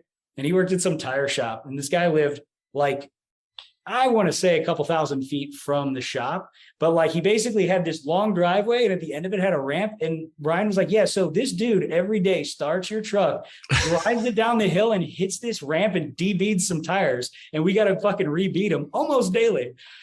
So I was like, all right, well, at least it's getting used, you know? Oh, wow. That's great. Yeah, that's crazy. 91 Bronco for the audience. That's think OJ. OJ is a 95, 96, and it's a 5th gen Bronco. So really a nice OBS, considered OBS Bronco. Nice Bronco. Yeah, that's cool. It was like, yeah, I sold it. It is what it is. Yeah. So yeah, I always wanted a K5 though. And then one day, I think it was like C10 Sales had posted this link to this truck. And, I hit him up in the DMs. I was like, where's that truck at? Like, and it just so happened to be by Irwindale, and we were filming at Irwindale that day. Right. And so the guy I bought it from had it in a shed on his, he has like a box company, right? Like they make like cardboard boxes. And this thing had just been sitting in the shed because he bought it from the original owner. I think it's like his wife's uncle, right? Buys it from him. He's going to like, do some pre-runner shit with it, but then actually winds up buying like a OJ Bronco and, does the whole kit and caboodle on that. Yeah, LS swapped it at least. But nice. Yeah, but that thing just sat. And then for years of that truck's life, it just sat out in Riverside, right? Like it only had like 34,000 miles on it, right? But it sat in the desert just cooking, right? So the top roached, clearly somebody resprayed the cab portion, white. And there was like there's still a little bit of rust, like in a really terrible spot too. Like right by kind of like the corner of the drip rail on the passenger side. But other than that, pretty good shape. And a lot of like I was looking at it, I was like, yeah, this has got like a lot of the original like interior parts. And it technically ran because it had like a pretty new 454 in it, but it had, I guess the original owner put this 700R in it that just got completely smoked. Right. And it was like yeah, especially behind a big block. Those two don't go together. No. So I think the idea is the guy was like towing his boat with it, like that's the only thing he really used it for. And I got a bunch of cool pictures of it, like from when he got it new and like when he was like out, at the river with his family and stuff. Nice. Truck in the back. It's cool, right? It's a cool feeling. So I found that, and it like the guy just wanted it gone, and I think I bought it for like. When I talked to him, I was like, man, I don't need this because I have another truck. And like, I don't know where the fuck I'm really going to put it, but I do like it. I think it's cool. It's just kind of fucked up because, it doesn't really run, but it runs. Mm-hmm. And I think I got it for something like $3,500 or something like that. Or nice. I can't remember exactly what I paid for it, but it was like, when it came down to it, it was like, I can't pass this up, So that was January of 2020. So I still had my C10 at the time. I was like, okay, this will be like the next project, figure out something. And the idea was, let's do something more old school with it. Right. And, keep it kind of OG, like do a big block in it and, make it something rad. And then then COVID happened. And then, everything got delayed on it, like at least a year. And then, kind of took a minute to get it back into the mix. Yeah, it's funny. And then the world ended in March and we were like, what? And but it worked out timing wise. And it's cool that it did work out. It's cool that you found it somehow, the law of attraction, you ended up with it. You're filming up there. You get it. Now you've got these pictures. Again, you resurrected this thing. Horse was out in the barn, out to pasture. And now this thing is front and center, whooping up on, 2JZs, whatever, frightening, whatever they call that thing, doing donuts. Yeah, and having a great fucking time. The thing is terrifying to drive. It is way too fucking fast for what it is. And it's like, it needs like a tube chassis under it. Yeah. I was wondering, I'm like, dude, you don't even have a roll bar in there. And it looks like you're going to roll it over all the time. Why doesn't it not have seatbelts? That doesn't make any sense to me. 78s should have seatbelts in it. I took them out. Oh, you took them out. Okay. Cause I'm like, what do you mean he has no seatbelts? I took them out to do some when I stripped out the interior to like change it, to basically put like new carpet and, all that in it. And then somehow along the way, it took like we were trying to do it in a rush and I lost the seatbelts. I think we could probably get you some more. Yeah. Well, I think at this point it needs like, at least a roll bar and that little cage. Yeah, I got some like OG cool like tweed Mastercrafts for it. I tried like I always wanted to like kind of at least look in the vein of what it should from the 70s, Because I think like too much modern stuff in those trucks kind of like it just jars with it. You know what I mean? Like when you see dudes that have like the crazy new looking LEDs on old trucks or old Oh yeah. it doesn't look right unless it's like a full resto mod that's like, you know, everything's been reshaped and shit on it, you know, and it's perfect.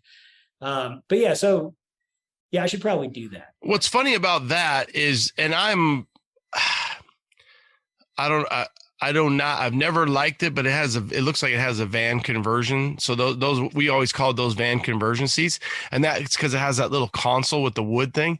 So somebody took that out. I'm assuming maybe the seats are real, and then they got the van conversion thing. So you're going to have fun with it either way, and make that interior, you know, a little bit radder and a little bit safer. Yeah. I mean, it's gonna happen. Although it's gonna suck to lose that because it's nice to have cup holders. I know it is funny too because your arm on a normal console it's so low, right? Yeah. And then on that one it's like, oh yeah, this is like Dad's armrest, and it's all worn. That little piece of wood is all worn. Yeah, it's almost exactly like we actually had one of those old GM conversion vans. Yeah, like, you know, like back in like the fucking early '90s, you know, and it had like I remember looking at it, I'm like, damn, that looks exactly like Grandpa's. That's exactly what it was. Those guys killed it. Whatever that company was, there's probably 2 or 3 of them. They killed it. Maybe you leave it. Maybe you leave the center console just for nostalgia, and then you do a little bit of a cage in the back. But yeah, so that thing, you've got that thing so twisted up. I've seen it. Obviously, you've even mentioned that the fiberglass is probably being affected. Stuff is off of it now because it's summertime and it looks way better. But before it wasn't. Like it was all nice, right? In the inside, like everything sat really well. And like, there were now there's cracks in the inside. Like any piece that was like, kind of like pressed together is separated because it twists a lot under load. I mean, like not just the suspension, but the whole thing. So like all the body lines now are kind of out of shape, right? From just standing on it or doing 4-wheel drive donuts, like it just fucking twists. Awesome. I think we've got the common denominator between the last 2 trucks. What's going on here? I like it. Look, you gotta have good power, it's gotta be able to party. I mean, like the thing is like, I always try to rely on like big displacement, naturally aspirated stuff, whether it's like my Harleys, right? Like always, large displacement, but like relatively low compression. The C10, it was a 434 cubic inch Gen 4 LS. Just Texas Speed re-sleeved it, machined the block, did the whole rotating assembly, the heads, everything. But like, it got like shit. The C10 would get like 20, 22 miles a gallon on the highway. It was incredible. Like it was stupid because like it shouldn't have done that. You know what I mean? But like everything worked out good in it.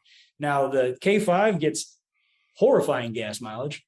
Is obviously, that much displacement, there's just nothing you can do about it. But if I remember right, it's like 572, but then it's 730 something and 730s. Yeah. So it's relatively mellow for that big of a big block. Right. But so Jacob Villeman, I always mess up his last name and I do apologize if Jacob's listening to this.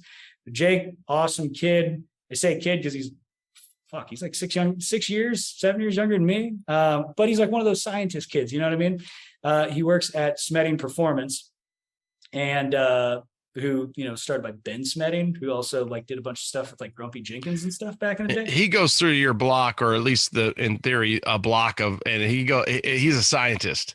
Yeah, no, yeah, 100%. Actually, he's on it. He was rad enough to like film everything, and he allowed me to teach. Like, so I was like, look, if you can do this, because I know he was, starting his own YouTube channel, right?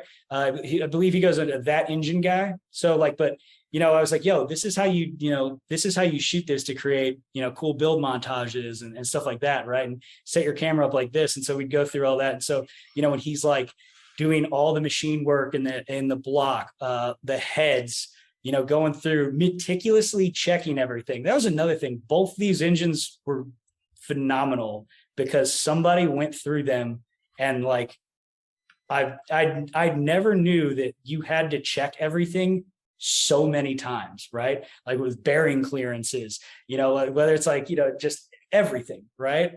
But in the build series that we did on the engine, basically Jacob did that, right? Like, he filmed all that himself. We got they got him to give explanations and stuff. And then I just assembled it, so we could show like, what this dude is doing. And it's rad. And, it's a pretty mellow, like I said, mellow for a big block, mellow, right? It's a Dart big M block, Smetting rotating assembly. So they're forged crank, their rods, fully balanced rotating assembly, and with everything forged. And like it's topped off with AFR 335 heads, right? And like it was wild to see him like actually go through, measure like everything, right? And like still on the heads, he's got his little like paint marker and stuff, like making sure everything was legit. It's got a custom cam from Comp Cams that Jake spec'd out, but like it's wild because like when you look at the lift numbers on it, it's not gigantic, like I think like Darren Parsons, his dad made fun of me because he's like, I've never had a big block with less than 900 plus lift, and but it runs great, and you can run it on 89, and it's fuel injected. It's got a Holley sniper on it. It needs a bigger Holley sniper, but at the time they didn't make one, so it's got like the X-Flow. It really needs like a 4500 version because it just wants to suck so much air. And another crazy thing is like the primary size on it. Like my primaries are technically too small. They're 2 1/8 inch, but it needs to be like 2.5 inch primaries.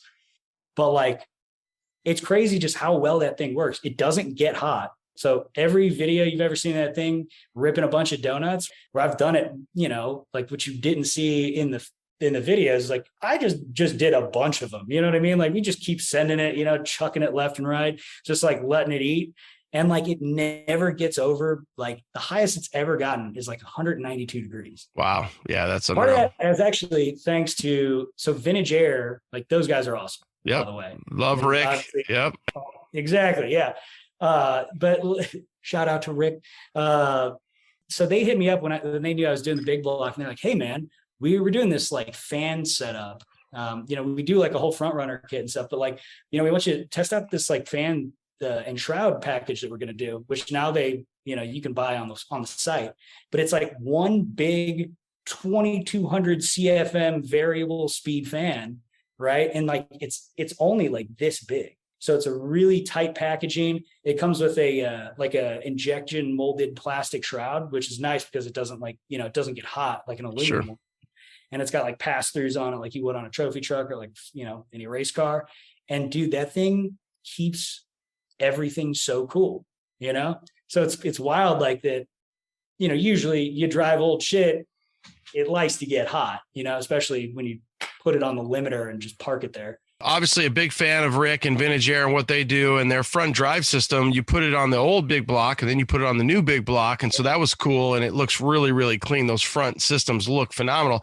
But like Orange Slice, both Yellowstone and then Orange Slice, I don't have a picture of it right now, but they're both 454 big block trucks, original truck. They get hot. I mean, I feel like Orange Slice runs at 220 all the time, and I'm running electric fans too.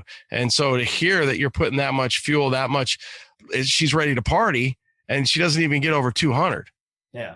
So, I mean, I don't know. It works good. It fires right up every single time, it's fucking terrifying. It makes so much, it's so rad because like it works really well because it makes so much goddamn torque. Right. So when he did this like dyno runs, in the engine dyno room, like, it makes 733 horsepower, which is like, again, for like a giant big block, right? It's relatively mellow. But the thing is, the torque curve on it's massive, right? It doesn't make under 650 foot-pounds anywhere in the power band, and it makes 733 foot-pounds of torque at peak, right? And that's like at a super conservative, chill tune, like, again, once we are going to step up to like a bigger manifold with a 4500 throttle body. I'm actually going to go with port injection. But like, there's probably like 100 horsepower just sitting on the table. Wow. You know what I mean? And is the tranny built? Yes. So dude, Zach over at Gearstar, they do a bunch of transmissions for a lot of guys, and actually, Finnegan. Oh yeah. Finnegan. Yeah. So Finnegan had hooked me up with Zach because he's like, look, man, these dudes do good stuff and they're really quick, right? Like they can turn stuff around for you. So they did they built the trans in my C10, and then they did this one. And when we were talking about this one, I was like, look, this is what I want to do with it. I want to be able to do 4-wheel drive donuts. It's going to make a ton of torque. It's going to get beat on, right? So, but I need it to be able to drive long distances too, and have an overdrive. So he's like, oh, okay, well, here's what we'll do, And so he threw together this, well, I shouldn't say throw together, but like he put together this, it's a 4L85E, right? So it's got the 5-pinion planetary rather than like a 3-pinion and like a typical 4L80. And it's got basically all 300M shafts. The planetary is 300M, big ass billet valve body. It's got a big deep pan, upgraded pumps, upgraded clutch packs and everything. And that's mated to an NP205 that they put together for me that has like cryo treated gear set in it. And dude, it works. It's good, Yeah, and he knew, right? So you've got that 100 horsepower, and or torque that you're leaving on the table. So that thing's built and it can handle it. So that you've got some fun times ahead. Yeah, it's basically, as Zach put it, it's like we built this to be able to withstand like 2,000 foot-pounds for you. So like you should be fine. That thing also doesn't get that hot too. Like I got like a controller, like it's controlled by my phone, or well, you can view everything and monitor and stuff through the Holly system. No, it's actually, so that's done through a CompU shift, because right now I just got the Sniper. Like I don't have like a Terminator or like a or anything on it. Once we do the port injection, I'm going to go over to a Terminator so I can control the trains through it, because I think it's a little bit easier, because instead of having all these like separate systems, like everything could communicate a little better. Yeah. So, and it's not getting that hot. No, it doesn't get that hot. Like nothing on that truck. Like the only thing that struggles on that truck is the fucking frame. Yeah. Staying non-twisted. What radiator do you have?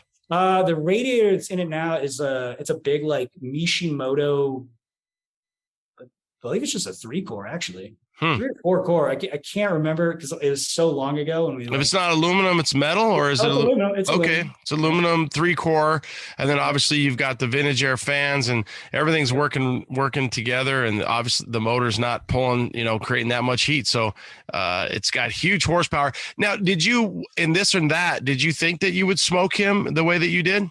No, actually, I figured once we got to like the 500 foot mark, that thing was going to like eat me up. I actually thought it was going to be way harder out of the hole too, because they put drag radials on. I'm like, man, well, what the fuck, guys? Like, You're setting me up. You're setting me up. Yeah, I was like, well, they're like, well, we're not coming here to lose. I'm like, God damn it. All right, well, whatever. We're going to run it. It's going to have fun. It just what happens. But yeah, I didn't expect it to be as like, dude, it's once the converter goes into full, like, because like from a dig, right, it'll just like blow the tires off, and then it'll get into like second gear, and then you just have this big like rubber band stretch. It's like, and then it like comes in, and like once it snaps in, by the time it hits, I would say from 0 to 60, or it's like kind of fast. But from 60 to 140, it's like way faster, because it's like it's already got momentum on its side. It can use all of its torque. It's got it's fucking terrifying, because it's like all over the place. Like the steering alone. I mean, the Chevys are notorious for being loose. Yeah, it's got a stock steering box. And, and those, and I hope you've looked, but that frame will again notoriously crack right there. It's been welded. It's been reinforced. It's been reinforced. No, it's definitely plated. Like when I got it, I was looking at it. I was like, somebody took and just like plated this with some 1/4-inch steel with a stick welder. Yeah. It might have a new crack in it. Who knows? Could be. I mean, honestly, I gotta take the whole thing apart, because the last time we filmed with it at the garage here at Tire Slayer Studios, our new Compton location, we're again partying with it, having a good time, doing a bunch of 4-wheel drive donuts. I felt like I saw the one at the Burn Yard where you in Long Beach, where you like almost clipped. You came that's technically not little known here. So the Burn Yard is only technically in reference to our live shows, right? Okay. Tire Slayer Studios, that's the actual name for that building. Okay. Right? And so it burned it at our office. But that time where you went and who'd you have? You had somebody ride with you. Oh, Gary King. Oh, so Gary rode with you. I think so. Is that the time? Because you were. I mean, there was times where I'm like, he's gonna hit the wall, and it's like, nope, just kept on going. Luckily, it's in 4-wheel drive, so the front's pulling at you a little bit, But yeah, it's a very Jesus take the wheel moments. You can't. It's weird, man. And I noticed when I just did a bare brakes on it. I did some like big 6-pot with like 13-inch rotors and stuff. But when I pulled the hubs apart, like the fucking bearings just poured out of it. Oh my God. Everything was destroyed inside of it. So I was like, oh, this is why it was really hard to control, because like one wheel would start spinning and then I'd get a little spin out of another one, but it never really wanted to engage. Like it, like if it had a locker or something in it, or, like it has a Detroit True Track up front, but that likes to send power back and forth, as opposed to just keep. Yeah. If it was locked up. Did you have the MP205 rebuilt? So yeah, Gearstar built that. Oh, they built that too. Yeah. So that's not grenading. That can handle it. Now, Did you have the front end rebuilt though? Once you took once you put the brakes on, you had everything rebuilt? No. So I took in, I rebuilt, like putting like new hubs and everything on, like, new spindles, new bearings and everything. The axles up front are RCV axles. It's really nice. I mean, we run RCV stuff on the. Are they like 30 or what are they? What spline? Dude, it's like a basically stock. Yeah, 30, 28 to 30. So there's 30 up front. Yeah, I don't know what's inside of a Dana 40. I just wonder how, like you said, like those bearings, everything's just. I mean, they're going to take the heat for so long, and then they're going to be soup. Yeah, so I replaced everything from the outside of the, from basically the end of the axle out, and then obviously the RCVs you put in there when building the truck, and then there's new gear sets front and rear. And it's 456. Yeah. Okay. True Tracks front and rear. And then I got to give a big shout out to big shout out coming. Yeah, Drive Shaft Pro, because like I've never been able to break one of the drive shafts, thank God. And they're really nicely balanced. Every time I have one of their drive shafts, money. And you've got two on this. So even the odds went up and you're still not able to wrap one up.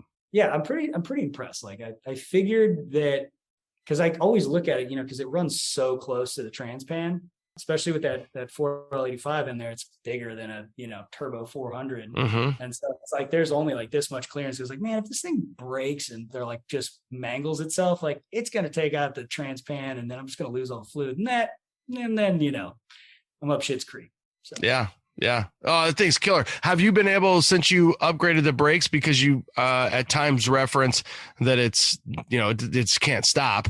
Now how is it performing, or have you had some seat time with the new brakes? I've driven it a bunch, and like it does stop a hell of a lot better. It's a full it's it's a manual bare booster, new line. I built new lines for it. The front brakes are new. I have not changed the rears. It's still on drums, but I just didn't want to take and like spend the time upgrading the 12 volt when I know that I'm going to do like a fabbed housing in the back. So like I just figured I'd just save the money, and just do that. Just spend it all at once rather than like throw it away on this. That's going to just eventually grenade. But yeah, it stops a hell of a lot better. The problem with the truck now is like I need to pull everything apart, because when I was doing those 4-wheel drive donuts, it just mangled. Like, dude, my leaf packs are like twisted, like damn near across, and like the shackle mounts are bent on the front. I bet, yeah. Like, everything is just kind of and that's all stock stuff, right? So it's the leaf springs are all new. Right? Okay. Oh wow. So the leaf springs were all like new Deaver leaf springs. But I mean, the amount of torque that thing's just, it's bending and twisting, and like you've said, it's ready to party. And so what would you do? What's next? Because I got to think, if once you get in there, now there's no lift block. It's all springs, or is there a lift block? No, there's no lift block. Okay. So will you change it up? Will you link it? Will you? Yeah, the idea would be to link it. And honestly, as much as I like the whole idea of like doing 4-wheel drive donuts is great, but like I don't see myself going off-roading that thing much, because like it's just too, like, it's rad. Don't get me wrong. I took it down to like King of the Hammers, like on my 3,000 mile shakedown run, And but while I was out there, having a bit too much fun, just put it at that, you know, like I hit some shit way too fast and it wasn't fast at all. Right. The thing makes so much power that it's just like, you want to get some open stretch and romp on it, but it doesn't like, it needs coilovers and bypass shocks and like a lot of structure, you know, and I don't know, man. I don't see myself really going and doing much like proper off-road stuff. I'm not going to throw it in the mud because like I'm just too precious on it. And I like every truck I've ever owned growing up that I went mudding with, it's just like rotted itself out, you know, Yeah. like you can't get that shit out, you know? So it's either a dedicated mud truck or something that, you know, I enjoy driving on the street. And Something a little fancier. Yeah. I got a guy for you. I'm going to send him to you. He's over there. I can't think of it off right now, his IG. But once you dive into his stuff, his IG, you'll see some of the stuff that he does. So it'd be cool if you hooked up with him, because he's a young kid and he's doing some really cool stuff with 4-wheel drives and with blazers and stuff like that. So I'll set that out there and we'll see what happens. If it sticks, it's cool. If not, no big deal. Because obviously you have a lot of connections and you're going to make that. I would think though, the more radical you can make it, which you're going to make it more radical than you think you are, because once you get in there, it's just what happens, right? It's the business. It's inevitable. But then at that point, you're going to have a lot of fun with it because you're going to be able to go to King of the Hammers. You're going to be able to do more stuff that you don't even think you want to do, and good content ahead. I mean, yeah, I'm not gonna lie. Like, I definitely like it would be sick to be able to launch it off some jumps, but you know, see.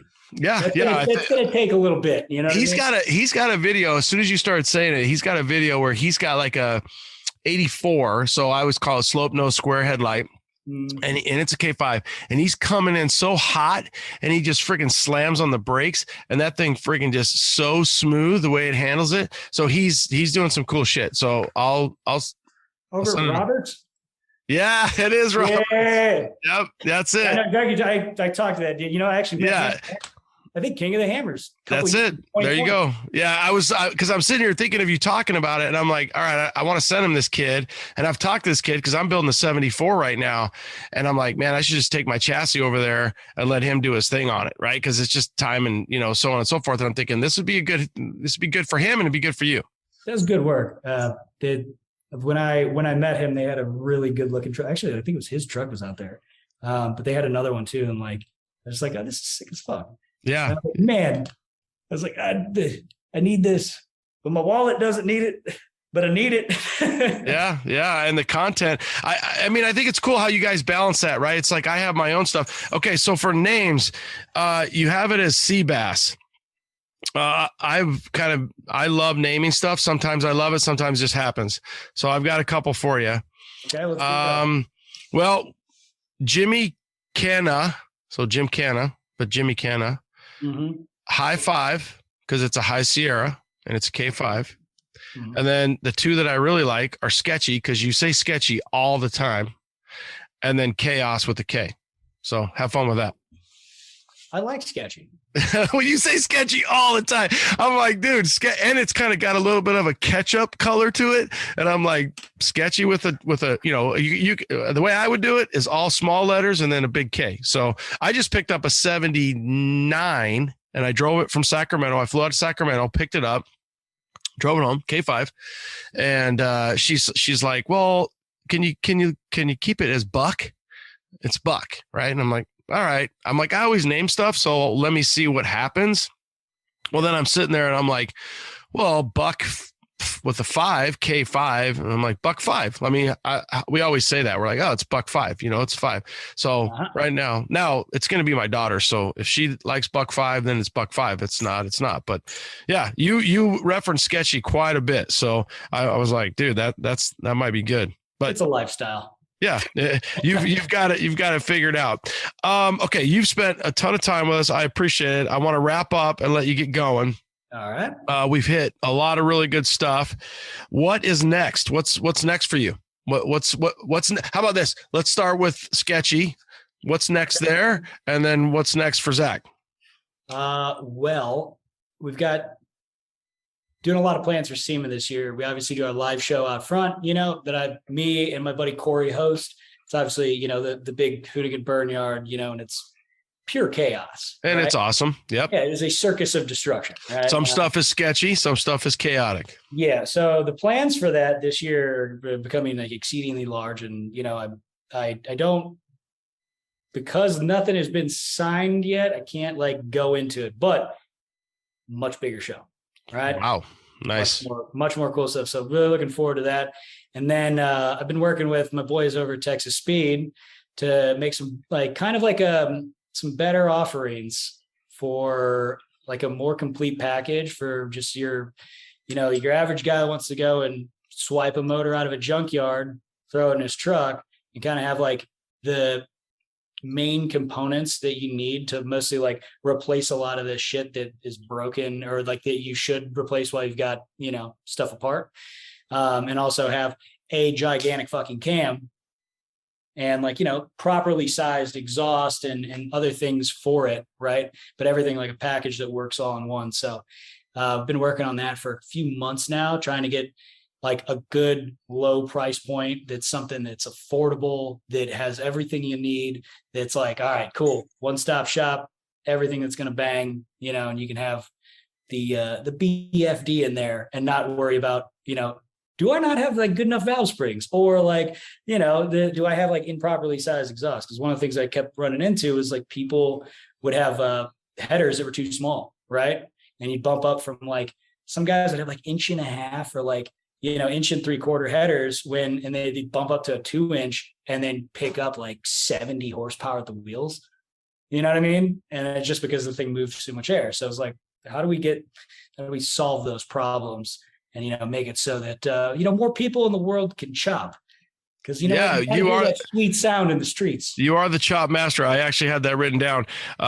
Your scale, everything. Now, would that all be a BFD package then? And that's all kind of you, right? So that cam is that your brand? That's your cam, and you're working with. How does that work? So, that's obviously all engineered. Everything's made by Texas Speed. You purchase through Texas Speed. So you get that like incredible quality. Like they spend a ton of money on like quality actual like materials, and then their new CNC shop is insane, right? So you're saying it's not Nick and Zach in the apartment, you're on the floor coming up and making it's Texas Speed with your inspiration behind it. Yeah, it was basically like, look, man, here's the deal. Like it's gotta hit a couple marks, right? It's like it's gotta sound nasty. Right. But it's got to be able to like, it works like I don't know if you've ever looked into them, but we have like a different cam profile for like each like engine displacement or like, like the Cathedral 5.7 or 6 liter or like 5.3. And then we have like, rec port stuff, right? Like LS3 version, LS7 versions, got stroker versions, that's like everything is designed because like they've been able to do so much R&D work, right? Because like over the last 20 years, they've been making super sick shit. So it's all about like, how do we create something that like works really good? It chops super hard, makes good power, still actually makes good torque, right? Because that's like the one trade-off that always sucks with cams, right? You have a gigantic cam. Well, it's like everybody kind of expects it to have terrible low end power. But if everything's set up right, like they're really big on ramp rates and stuff like that. Like, like it can work. There's obviously other things in conjunction that you need with that, right? Like having a properly spec converter to like the weight of your vehicle, the gearing, your tire size, all that stuff. But like, it's just. Well, and they're, like you said, they're engineering it. So instead of learning the hard way and the right valve springs and spending the money, because when you're already in there, you're already in there, right? So if you don't want to get back in there and you want to do it all right, you're taking the guesswork out of it. So if you want the BFD package, you hit up Texas Speed. So it sounds like that's a work in progress. It's a work in progress. And like the idea is like trying to keep that price point. Like, really, good luck in today's world. Well, that's the thing, right? Because it's like, dude, everything's getting crazy expensive, right? So it's like, the idea is like, look, man, like cars are getting ridiculous, right? Trucks are getting ridiculous, but they're still millions of old LS based engines out there, like picking pulls and like, or, luckily all these kids at the sideshows are wadding cars up, you know what I mean? And going to prison and stuff. So like, that provides more for the space, you know what I mean?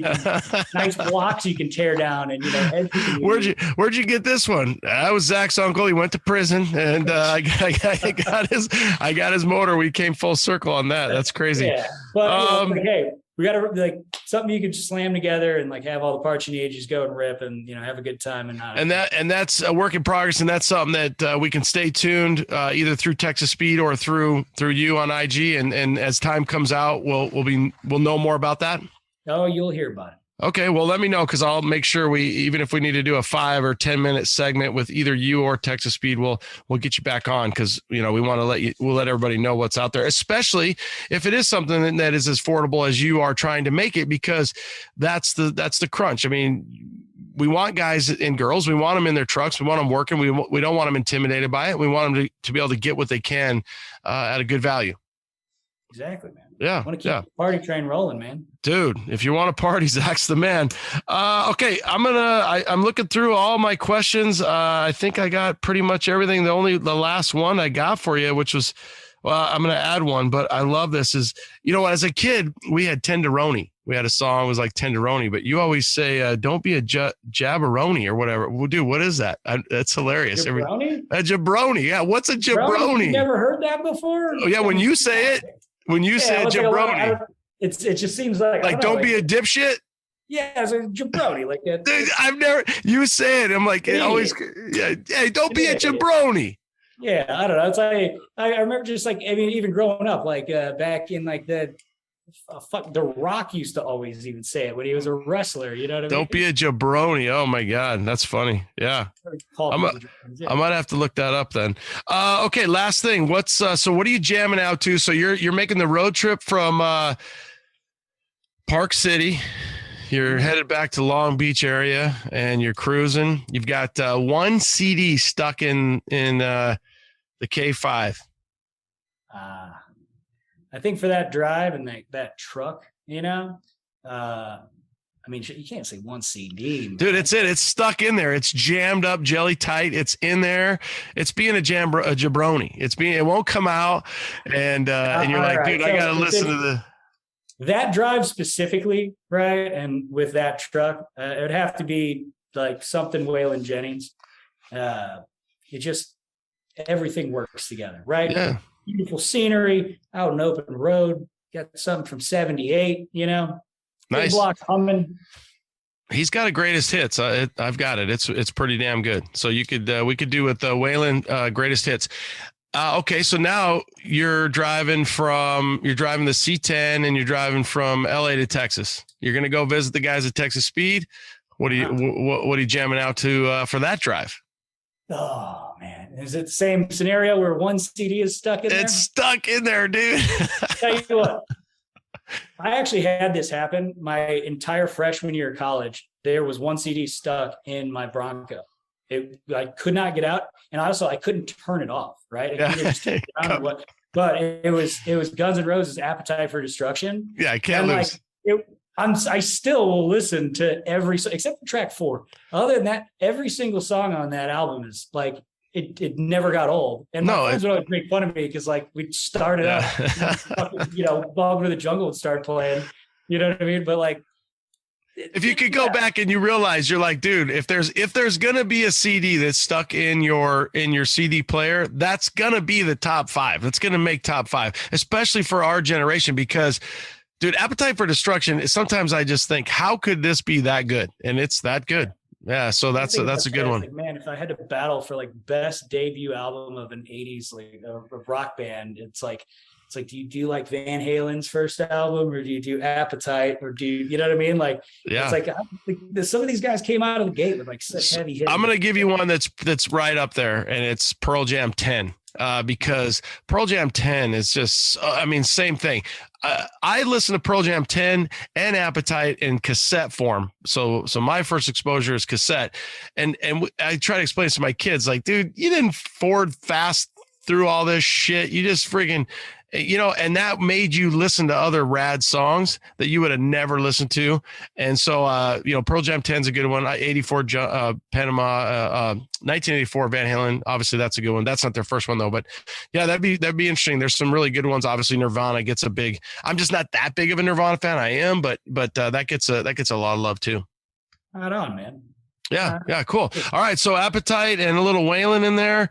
Can't go wrong. Waylon's awesome. So that's it. Let's take you out. If you guys, hopefully you know how to get a hold of Zach. He's got 10 different ways, and obviously he's on the YouTube. He's on Instagram. You do a great job on your Instagram. It's probably a lot to keep up with everything that you have going on. It's part of the gig, man. I actually don't keep up with my Instagram as much as I should, but I'm on there. If you want to get at me, it's Mr. Zachary spelled out with Mr. _ Zachary. Or you know what? Like, you can find me on Hoonigan, YouTube, Causing Trouble. Yeah, Causing Trouble. Stay abreast to it with the chop master himself. Dude, it's good to finally sit down with you and share the love. So we appreciate it. Thanks for your time, bro. Hey man, thanks for having me. What do you think? Right? Dude's rad. Again, he's a natural. I had a great time getting to know Zach, kind of diving in. I know it was a little bit of a long one, but when you have that caliber of guest, you want to get to know, you want to ask all those questions and then bring it to you guys. I hope you enjoyed it. Thanks for tuning in. Get out there, get out in your garage, get to wrenching, and we'll see you at the next show. Have a great week, guys. Late.